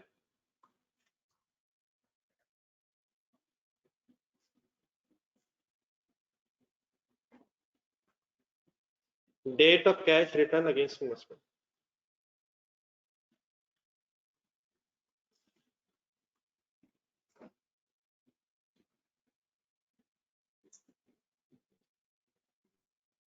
ये किस चीज को एक्सप्लेन करने की कोशिश कर रहा हूँ? नहीं नहीं नहीं नहीं नहीं, हाँ ठीक है, वो तो इस वक्त मेच्योरिटी डेट एक वर्ड आया। मेच्योरिटी डेट का क्या मतलब बताया मैंने, और इनकैशमेंट डेट जरा ज्यादा ही खतरनाक वर्ड हो गया, उसका मीनिंग क्या है? अब ब्रैकेट में जो मैंने लिखा है इसको ट्रांसलेट करने की कोशिश करें।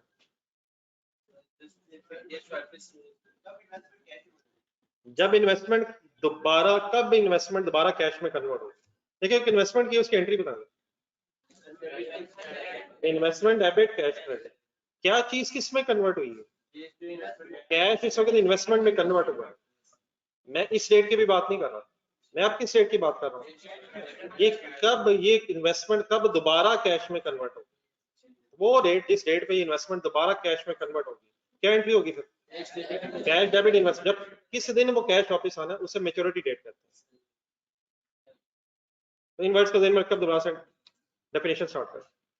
Short term investment in cash flow statement means, cash flow statement में शॉर्ट टर्म इन्वेस्टमेंट, उन शॉर्ट टर्म इन्वेस्टमेंट्स की बात हो रही है, those investments having a maturity date of 3 months or less from the date of investment या acquisition। अगर किसी इन्वेस्टमेंट के अगेंस्ट, अगर किसी इन्वेस्टमेंट के अगेंस्ट उसका कैश 3 महीने या उससे कम अरसे में वापस आ जाना है, तो ऐसी short term investment cash flow के एंगल से कैश इक्विवेलेंट इन्वेस्टमेंट कहलाती है। डिटेल में समझने के लिए नेक्स्ट पेज पे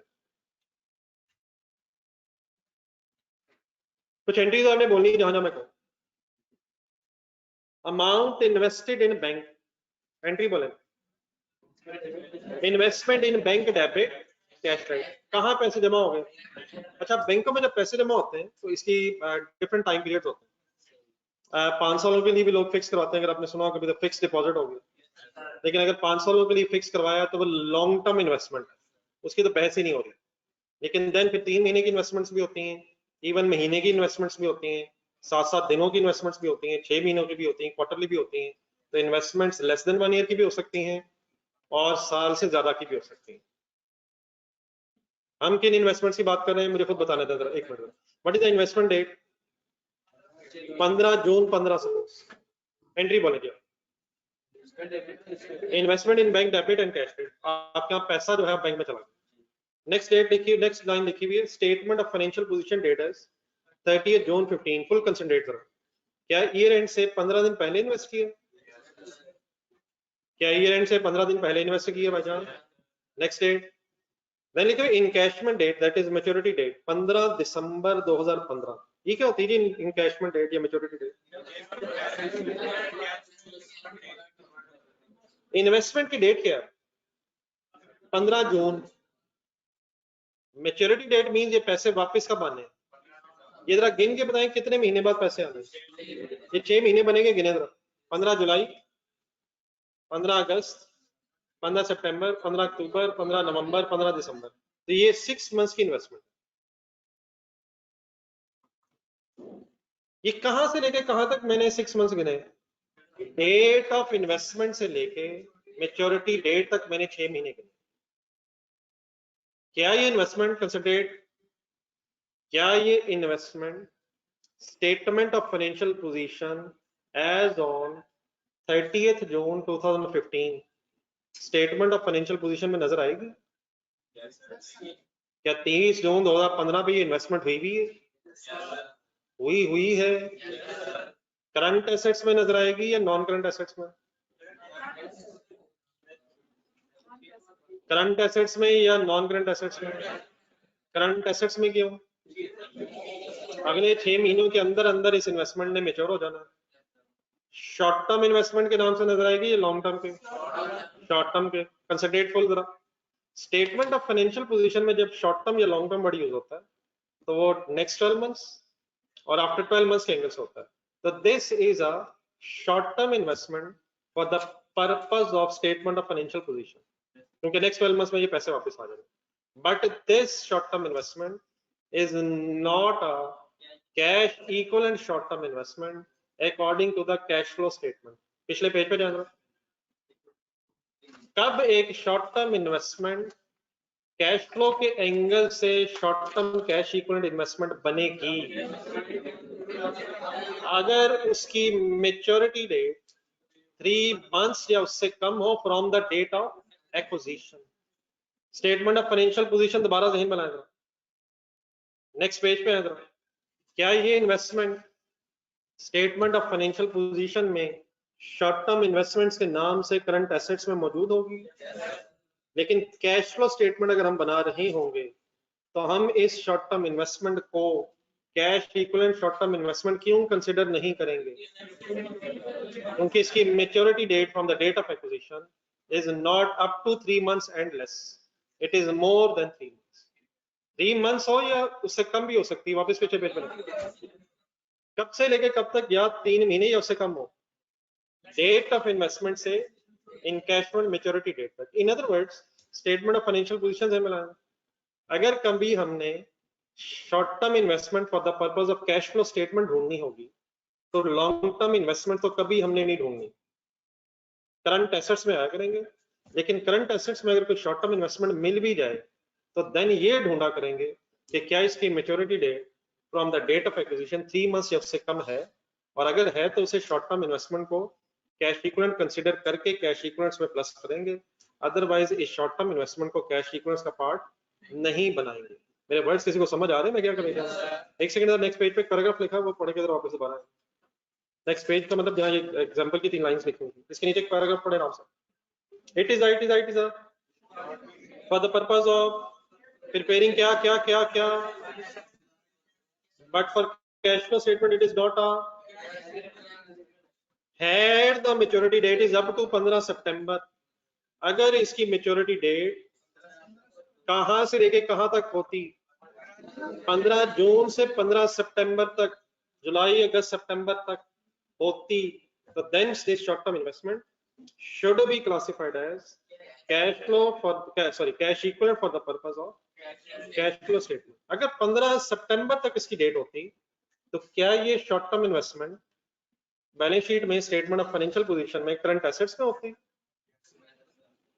और सभी करंट एसेट्स में होती सर, इसने फिर भी करंट एसेट्स में ही होना था, लेकिन क्या फिर इसने कैश इक्विवेलेंट के तौर पे कैश फ्लो स्टेटमेंट में भी आना था?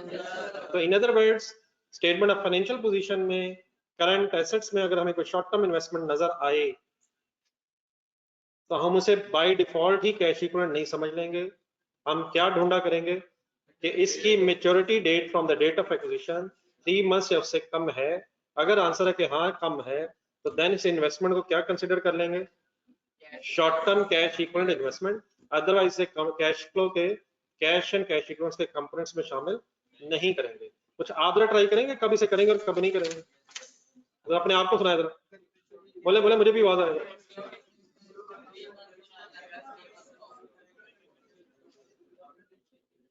पिछले पेज के एंड पे जरा दोबारा जरा डेफिनेशन पढ़े शॉर्ट टर्म इन्वेस्टमेंट, आखिरी लाइंस, और ट्रांसलेट करके जरा मुझे सुना।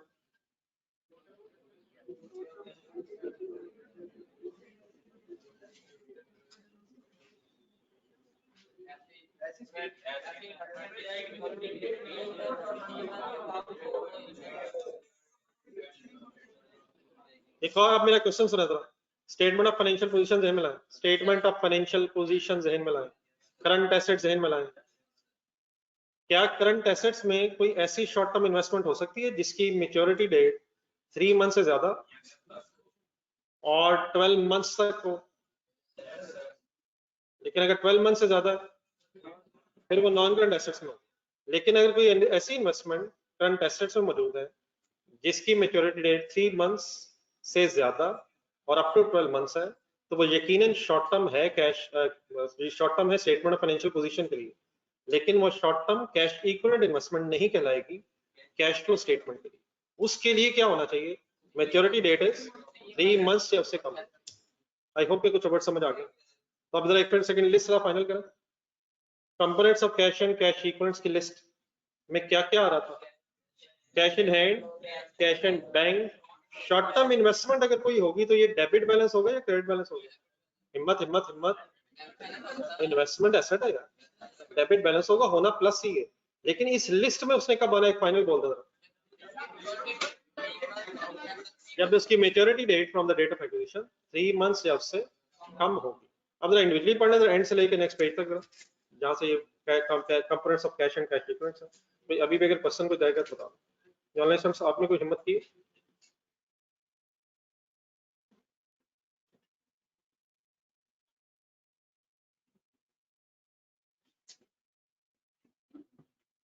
अगर मेच्योरिटी डेट नहीं होगी तो कुछ कर लेंगे यार, तो यही बड़ा मसला, अगर वो ना हो तो अगर सवाल ही ना हुआ तो अब अगला सवाल ये ना उठा दीजिएगा, फिर कुछ नहीं करेंगे। पढ़ रहे हैं आप लोग? What are the 4 components of cash and cash equivalents? मेरी तरफ देख के बताना।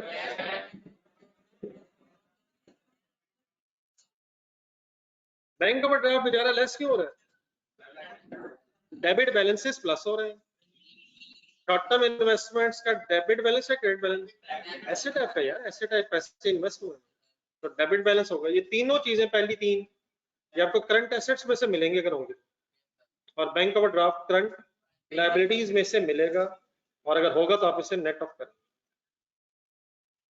जी होपफुली क्लियर हो गया ऑनलाइन स्टूडेंट्स? चलिए रजिस्टर करें, हाँ इस बोरियत को क्वेश्चंस की तरफ कन्वर्ट करें।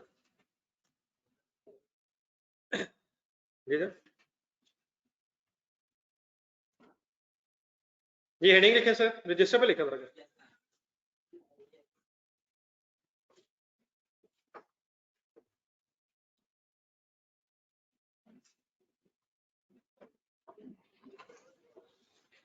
प्रेजेंटेशन ऑफ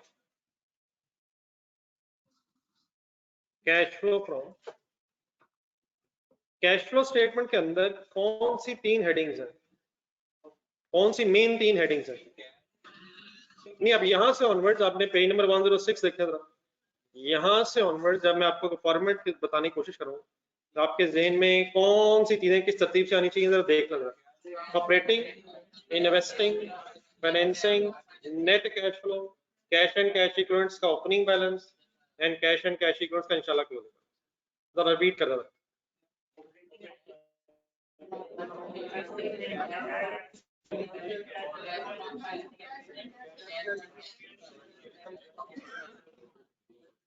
हेडिंग लिखे presentation of cash flow from operating activities, और बुक्स बंद कर दो। मैं इस वक्त कैश फ्लो स्टेटमेंट में से सिर्फ ऑपरेटिंग एक्टिविटीज की डिस्कशन करने लगा। कौन कौन सी एक्टिविटीज अभी हमारे स्कोप से बाहर है? Investing, financing, cash and cash equivalents में मेरी कोई इस वक्त बहस नहीं, सिर्फ मैं किस एक्टिविटी की प्रेजेंटेशन डिस्कस करने लगा हूं। Cash flow from operating activities की प्रेजेंटेशन कैसे होनी है, in other words operating activities की रिसीट्स एंड पेमेंट्स कैसे लिखी जाती हैं, वो मैं आपसे इस वक्त डिस्कस कर रहा हूँ। पूरी कैश फ्लो की बात कर रहा हूँ या सिर्फ उस कैश फ्लो में से एक हिस्सा ऑपरेटिंग एक्टिविटीज का डिस्कस कर रहा हूँ? सिर्फ एक हिस्सा ऑपरेटिंग एक्टिविटीज का डिस्कस कर रहा हूँ। कैश फ्लो में रिसीट्स एंड पेमेंट्स आनी है या इनकम्स एंड एक्सपेंसेस आने हैं? रिसीट्स एंड पेमेंट्स आनी है। किन तीन हेडिंग्स में आनी है? ना हमने पहले बताया था, ना ही अब बताना है, और ना ही आइंदा को इरादा है। आई होप कि ये बहस खत्म हो सकती है। कौन सी तीन में से कौन सी होने लगी है?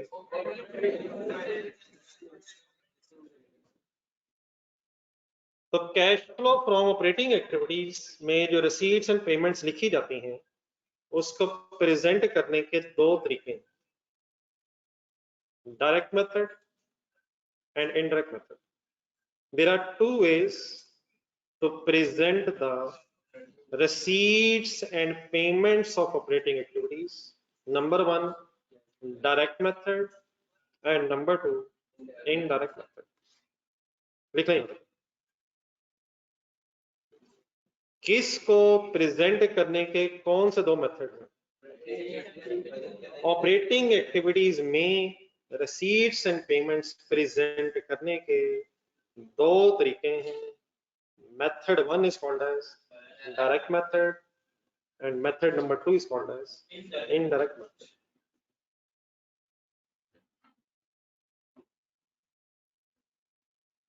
हम अपनी डिस्कशन पर स्टार्ट करेंगे कि what is the way of presenting receipts and payments in operating activities according to the direct method.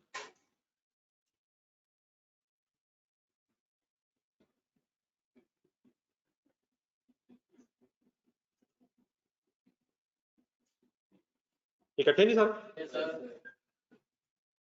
जिसका मैंने एक फॉर्मेट बनाना, फिर फॉर्मेट को इंशाल्लाह अप्लाई भी करते हैं। तो फॉर्मेट में अगर डायरेक्ट मेथड से हम ऑपरेटिंग एक्टिविटीज बना रहे हैं, रिपीट करेंगे मैंने अभी क्या बोला, डायरेक्ट मेथड से अगर ऑपरेटिंग एक्टिविटीज बना रहे हैं तो सबसे पहले हम ढूंढ के लिखा करेंगे कैश रिसीव्ड फ्रॉम कस्टमर्स।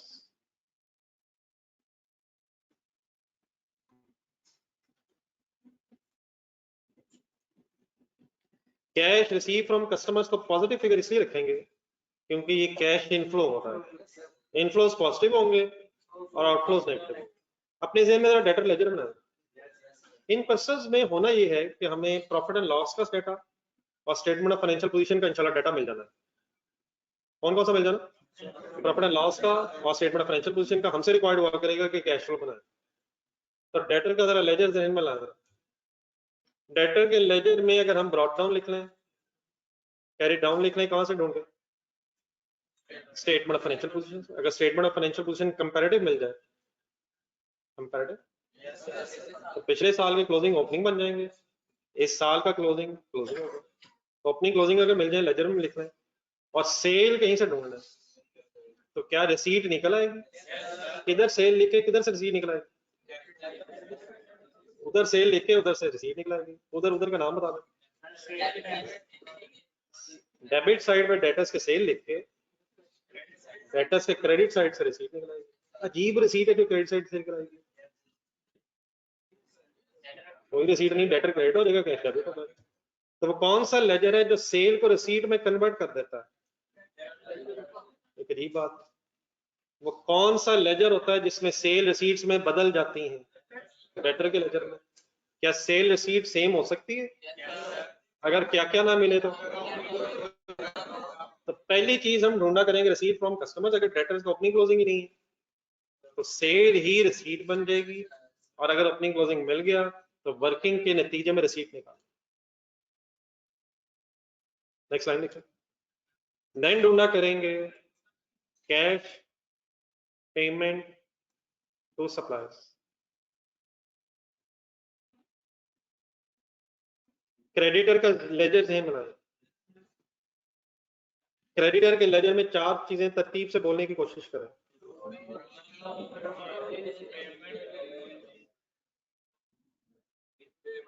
अगर ओपनिंग क्लोजिंग क्रेडिटर्स मिल जाए और परचेजेस मिल जाए तो क्या पेमेंट निकल आएगी। अगर परचेजेस ना मिले, स्टॉक का लेजर नहीं मिलाएं, चार चीजें तरतीब से बोला, opening, purchases, cost of sale. अगर ओपनिंग क्लोजिंग स्टॉक मिल जाए, कॉस्ट ऑफ सेल मिल जाए, तो परचेज ढूंढ लेंगे। परचेज मिल जाए क्रेडिटर्स के लेजर में लिख लेंगे, ओपनिंग क्लोजिंग से कंपेयर करके पेमेंट तक आ जाएंगे। पेमेंट ढूंढनी है, मैंने ब्रैकेट क्यों लगाई है, कैश आउटफ्लो, पेमेंट नेगेटिव है यार।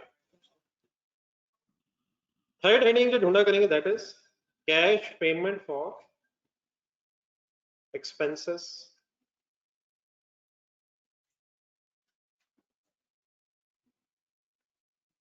मैंने वर्ड यहां लिख दिया एक्सपेंसेस। अगर ब्रेकअप मिल जाए तो एडमिन एक्सपेंसेस अलग, सेलिंग एक्सपेंसेस की पेमेंट अलग। अगर उसका भी ब्रेकअप मिल जाए, सैलरी की पेमेंट अलग, रेंट की पेमेंट अलग, यूटिलिटीज की पेमेंट अलग। तो मैंने ब्रॉडर टर्म्स में क्या वर्ड लिख दिया, पेमेंट फॉर एक्सपेंसेस ढूंढा करेंगे। अगर ना पेएबल्स का कोई लेजर हो, एक्सपेंसेस पेएबल का, ना कोई एक्सपेंसेस प्रीपेड का कोई लेजर हो, ओपनिंग क्लोजिंग ना हो, किस किस के ना हो, प्रीपेड और पेएबल्स के अगर ना हो, तो क्या जितना खर्चा होगा उतना ही पेमेंट भी हो गई होगी। लेकिन अगर ये फिगर्स मिल गई तो हम लेजर बना लेंगे और पेमेंट तक पहुंच जाएंगे। पहुंचना कहाँ है हमने, रिसीट्स और पेमेंट्स तक पहुंचना। देन डेफिनेटली अगर एक्सपेंसेस की ब्रेकअप होगा तो हम फर्दर लिख लेंगे, वरना एक्सपेंसेस तक लिख के फिर इनको आपस में नेट ऑफ करेंगे। किनको आपस में नेट ऑफ करेंगे, तीनों वर्ड्स बोलेंगे।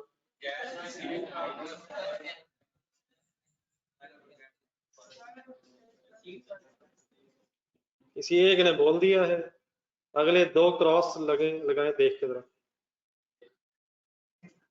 अगर ये पहले दो क्रॉसेस अगले दो क्रॉसेस से नेट ऑफ हो जाए तो फिर एक और क्रॉस आएगा, उस क्रॉस का नाम मैं ही लिखता हूँ, किसी नहीं बोलना, सिर्फ अंग्रेजी में देख के लिखना है। कैश जनरेटेड, नहीं अभी वो नहीं आया, आ रहा गलत तरफ पहुंच गए। जो आपने वर्ड बोला, क्या बोला अभी? नेट कैश फ्लो अभी कहा मेरे भाइयों? Page number 106। जुल्म नहीं भाईजान। नेट कैश फ्लो कब आनी है? जब ऑपरेटिंग पूरा, इन्वेस्टिंग पूरा, फाइनेंसिंग पूरा। अभी करीब क्या हो रहा है, हेडिंग देखें, अभी तो ऑपरेटिंग हो रहा है, ऑपरेटिंग के अंदर है, ऑपरेटिंग के अंदर अभी कहाँ नेट कैश फ्लो जनाब। अभी जो फिगर आएगी उसका नाम है, उसका नया नाम अभी आपको नहीं पता, ठीक है, नेट है ये, लेकिन इसको बोलते हैं net cash generated from, cash generated from operations. है नहीं यार, क्या होगा, अभी ऑपरेटिंग एक्टिविटीज पूरी नहीं हुई। Cash generated from business operations, ये पॉजिटिव फिगर होगी या नेगेटिव होगी? हाँ जी, किस चीज पर डिपेंड करेगा? अगर सीज फ्रॉम कस्टमर ज्यादा है और पेमेंट्स कम है तो ये पॉजिटिव फिगर होगी, वरना ये नेगेटिव भी हो सकती है पेमेंट ज्यादा होने की वजह से। देन उसके बाद फिर दो मेन और चीजें, इंटरेस्ट पेड ढूंढेंगे, पेज नंबर 107 पे जाए। मैंने तो कहा था इंटरेस्ट पेड ऑपरेटिंग और फाइनेंसिंग दोनों में आ सकता है। प्रेफरेबली क्या फाइनल हुआ है, क्या फाइनल हुआ है? ऑपरेटिंग में ढूंढे, अभी डब्बा बनाया आपने 107, पिछला सफा यार, 107 पिछला सफा, 107 इंटरेस्ट पेड प्रेफरेबली हम कहाँ लिखा करेंगे? ऑपरेटिंग एक्टिविटीज में। इंटरेस्ट पेड पॉजिटिव लिखा करेंगे या नेगेटिव लिखा करेंगे? नेगेटिव लिखा करेंगे, पेमेंट है। इंटरेस्ट पेबल का कोई लेजर ज़हन में खोलें, नहीं खोला, नहीं खोला, नहीं खोला, क्या लिखा नजर आ रहा है? इसके ऊपर लिखा नजर आ रहा है टी बनी हुई खाली, उसके ऊपर क्या लिखा नजर आ रहा है? इसका ब्रॉड डाउन किधर होगा? इसमें प्लस क्या होगा? एक्सपेंस या पेमेंट? एक्सपेंस या पेमेंट? 105 से पिछला पेज देखें जरा, कोई भी पेएबल का अगर लेजर हो, 105 से पिछला सफा जहां आपने लेजर बनाया, पेएबल का कोई भी लेजर हो, वही था ना 105 से पिछला, पेएबल का कोई भी लेजर हो तो चार चीजें तरतीब से, नंबर एक, brought down payable plus expense minus payment is equal to closing. तो इंटरेस्ट के अगर एंगल से सोचे तो opening payable plus interest expense minus cash payment is equal to closing. क्या इंटरेस्ट का एक्सपेंस और उसकी पेमेंट डिफरेंट हो सकती है? कब नहीं होगी? जब ओपनिंग क्लोजिंग नहीं होंगे तो एक्सपेंस ही पेमेंट होगी, लेकिन अगर ओपनिंग क्लोजिंग पेएबल्स मिल गए तो एक्सपेंस क्रेडिट साइड पे लिख के पेमेंट डेबिट साइड से निकाल लेंगे। एक्सपेंस क्रेडिट साइड पे लिख के, एक्सपेंस तो डेबिट होता है, तो ये भी तो उसी का लेजर है, ये उसका लेजर नहीं, ये लायबिलिटी का लेजर है, तो पेमेंट डेबिट साइड से इंशाल्लाह निकाल लेंगे। अगली हेडिंग लेंगे लास्ट, इंटरेस्ट पेड के बाद फिर ढूंढा जाता है टैक्स पेड। टैक्स पेबल का लेजर ज़हन में लाना, क्या क्या हो सकता है इसमें? चार चीजें बोले, brought down payable plus tax expense minus tax paid is equal to closing. क्या टैक्स का एक्सपेंस और टैक्स की पेमेंट डिफरेंट हो सकती है? कब यार हो सकती है? जब ओपनिंग क्लोजिंग हो तो सेम ही होगी, अगर ना हो तो यार उस्मान। देन उसके बाद फिर क्रॉस लगाएंगे दो, और किसको किससे नेट ऑफ करेंगे? क्लास में एक बोल दे, बाकी तो क्रॉस लगा रहे हैं। कैश जनरेटेड फ्रॉम ऑपरेशंस में से इंटरेस्ट और टैक्स पेड लेस करके इंशाल्लाह पहला हमारा आंसर फाइनल हो जाएगा, net cash flow from operating activities.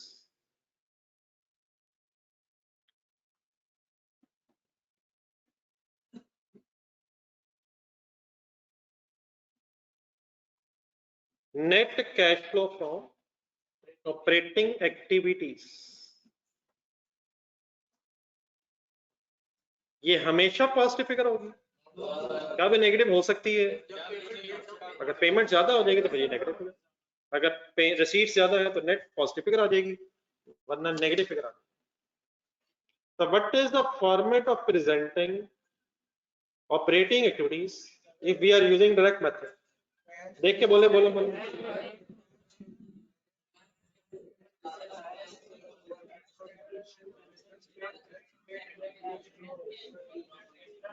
इस डिस्कशन में बड़ा इंटरेस्टिंग इसलिए हो जाना, इसमें सारे स्टैंडर्ड्स मिक्स हो सकते हैं और हमने वहां से कैश ढूंढना है, non cash transactions, cash transactions हमारा वेट करेंगी, तो इंटरेस्टिंग है। लेकिन अगर लेजर्स पे ग्रिप हो जाए, डेबिट क्रेडिट की सारी बहस है।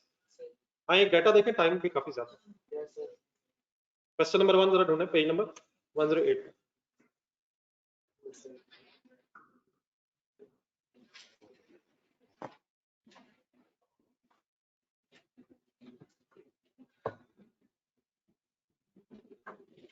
Following data relates to the Shahnawaz Sports Private Limited for the year ended। मिल गया कि पेज नंबर कौन सा है? Question number mid of the page. Following data relates to Shahnawaz Sports Private Limited for the year ended 30 जून लिखा हुआ है और नीचे 7 और 8 लिखा हुआ है। 30 जून 7 भी है और 30 जून 6 भी है। एक सेकंड, नेक्स्ट पेज पे रिक्वायरमेंट्स पढ़ के वापस आएगा। What will be the net cash flow from operating activities for the year ended 30 June 2007 as under, direct से भी करना है, इंडेक्स से भी करना है, फिलहाल डायरेक्ट ज़हन में रख के पिछले पेज पर। अब देखिए 2007 हमारा ईयर एंड अगर है तो 6 का जो डाटा होगा 30 जून 6 वाला, वो फिर पिछले साल का क्लोजिंग हमारे लिए ओपनिंग होता है। अब मेरे वर्ड्स सुनने अपने बहुत ज्यादा ध्यान से, डाटा पढ़ रहा हूं। इन्वेंट्रीज मींस स्टॉक का ओपनिंग क्लोजिंग होने का मतलब ये है कि परचेजेस और cost of sale same figure नहीं होगी। नंबर 2, प्रीपेड एक्सपेंसेस अगर मिल गए हैं तो इसका ओपनिंग क्लोजिंग होने का मतलब ये है कि एक्सपेंसेस और उनकी पेमेंट एक डिफरेंट फिगर होगी, सेम नहीं होगी, डिफरेंट फिगर होगी। ट्रेड डेटर्स का ओपनिंग क्लोजिंग होने का मतलब ये है कि सेल रिसीट के बराबर नहीं होगी। टेबल अभी नहीं है, आगे लिखा कैश, पेज नंबर जो है 106, फॉर्मेट देखें। क्या कैश फ्लो स्टेटमेंट के फॉर्मेट में आता है? ऑपरेटिंग में है। कैश का ओपनिंग क्लोजिंग बैलेंस ऑपरेटिंग में आता है, इन्वेस्टिंग में आता है, फाइनेंसिंग में आता है, कहाँ आता है? Opening and closing balance of cash and cash equipment में आता है। कैश एंड कैश इक्विपमेंट में कौन सी 4 चीजें आती हैं? Cash in hand, cash in bank, short term investment and bank overdraft. कौन सी 4 चीजें मेन जेब में रखनी? तो कैश का ओपनिंग क्लोजिंग बैलेंस किसी एक्टिविटी के अंदर नहीं आता, वो एंड में प्रेजेंट होता है। हम क्योंकि इस चीज पर फोकस रख रहे हैं इसलिए कैश का ओपनिंग क्लोजिंग बैलेंस कहीं ना अपीयर नहीं होता, वो end of the cash flow आएगा। यकीनन आना, लेकिन कहाँ आना? End of the cash flow statement, cash and cash equipments की ओपनिंग क्लोजिंग में। है sir? Okay sir. Accounts payable किसे कहते हैं? Creditors. Accounts payable, trade payable, creditors. Sir creditors का ओपनिंग क्लोजिंग अगर है तो क्रेडिटर का लेजर ज़हन में बनाए, क्या किसके बराबर नहीं होगा? परचेजेस पेमेंट के इक्वल नहीं होगी, हमें वर्किंग्स करनी होगी। इनकम टैक्स पेबल का ओपनिंग क्लोजिंग होने का मतलब टैक्स एक्सपेंस और उसकी payment will be a different figure, sales को ओपनिंग दिया नहीं हुआ, कॉस्ट ऑफ सेल्स का भी आगे नहीं दिया हुआ, खर्चों का भी नहीं दिया हुआ। ये लगता है सवाल मिस प्रिंट हुआ। नो सर उस्मान साहब, सेल का क्लोजिंग बैलेंस बताएं। है। सेल का क्लोजिंग बैलेंस बताएं। ये वर्ड गलत है, हम 5 लाख को क्लोजिंग बैलेंस नहीं कहेंगे, सेल फॉर द पीरियड होती है। तो हमारे सही वर्ड्स ये होंगे, पिछले साल की सेल नहीं दी हुई, पिछले साल की कॉस्ट ऑफ सेल नहीं दी हुई, पिछले साल की ओपनिंग सेल नहीं दी हुई, या पिछले साल की सेल नहीं दी हुई।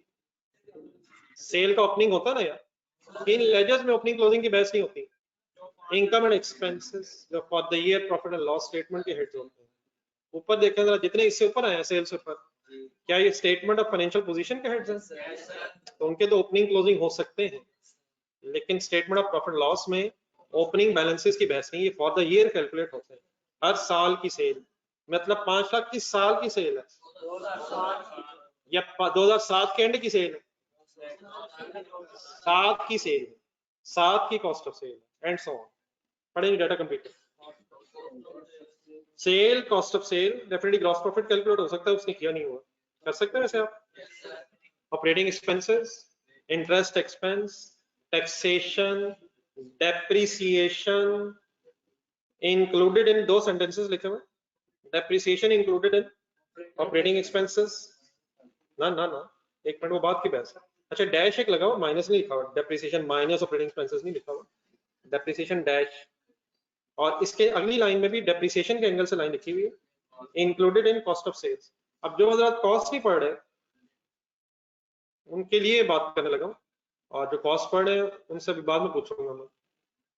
कॉस्ट ऑफ सेल्स के अंदर भी डेप्रिसिएशन हो सकती है, ऑपरेटिंग एक्सपेंसेस में वैसे हो सकती है, प्रॉफिट एंड लॉस में ऑपरेटिंग एक्सपेंसेस में डेप्रिसिएशन हो सकती है, लेकिन अगर मैन्युफैक्चरिंग बिजनेस हो तो डेप्रिसिएशन ऑफ फैक्ट्री एसेट्स होती है, वो कॉस्ट ऑफ सेल्स में भी हो सकती है।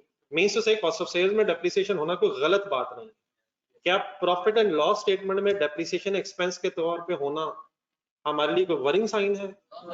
हाँ, डेफिनेटली डेप्रिसिएशन एक नॉन कैश ट्रांजैक्शन है जिसका इफेक्ट कैश फ्लो में नहीं होना चाहिए। हमने इस वक्त जो डाटा देखा है ये प्रॉफिट एंड लॉस का डाटा है। कहां से शुरू हुआ है ये डाटा? सेल से, कॉस्ट ऑफ सेल आई, आगे बढ़ते हैं ऑपरेटिंग एक्सपेंसेस, इंटरेस्ट, टैक्सेशन, फिर डेप्रिसिएशन के हवाले से उसने बताया कि ऑपरेटिंग एक्सपेंसेस में बताएं कितनी शामिल है 6000, और कॉस्ट ऑफ सेल्स में भी कितनी शामिल है। फिर जो आखिरी 2 लाइन है, सेकंड लास्ट और थर्ड लास्ट लाइन है, ये डेप्रिसिएशन के एंगल से है। Depreciation included in operating expenses and depreciation included in cost of sales, ये इकट्ठी लाइन से दो, और दोनों में कितनी कितनी डेप्रिसिएशन शामिल है, इट मींस टोटल कितनी डेप्रिसिएशन है।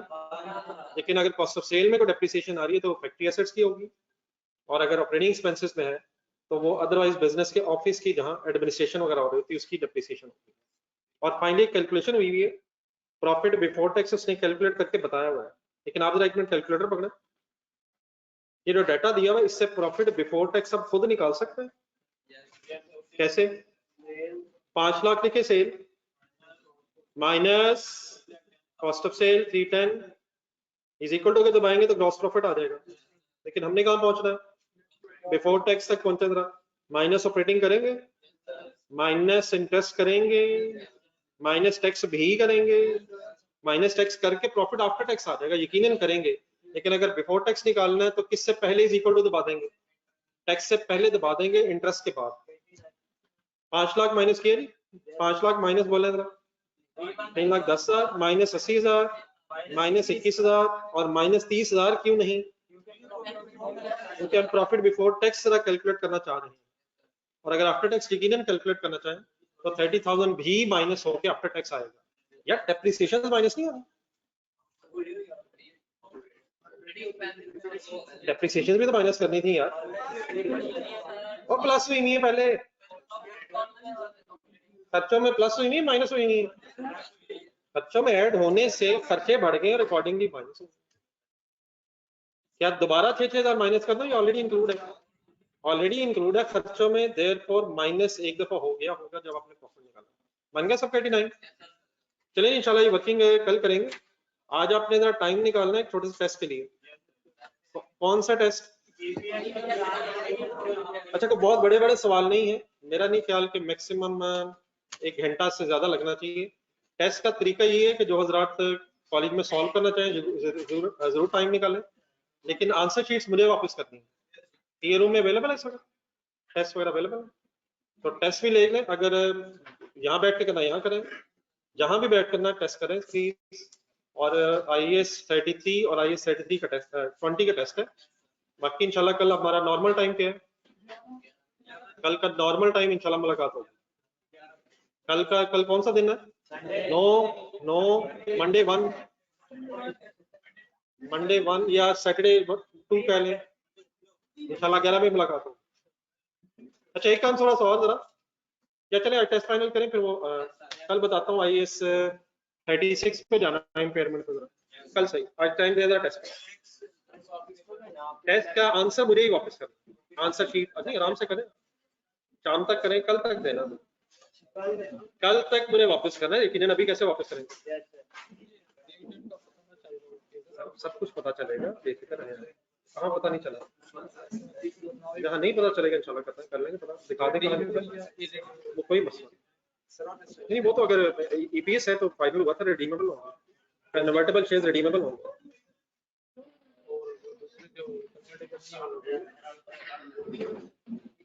लिखा आप बता दें कहाँ मसला है उनका।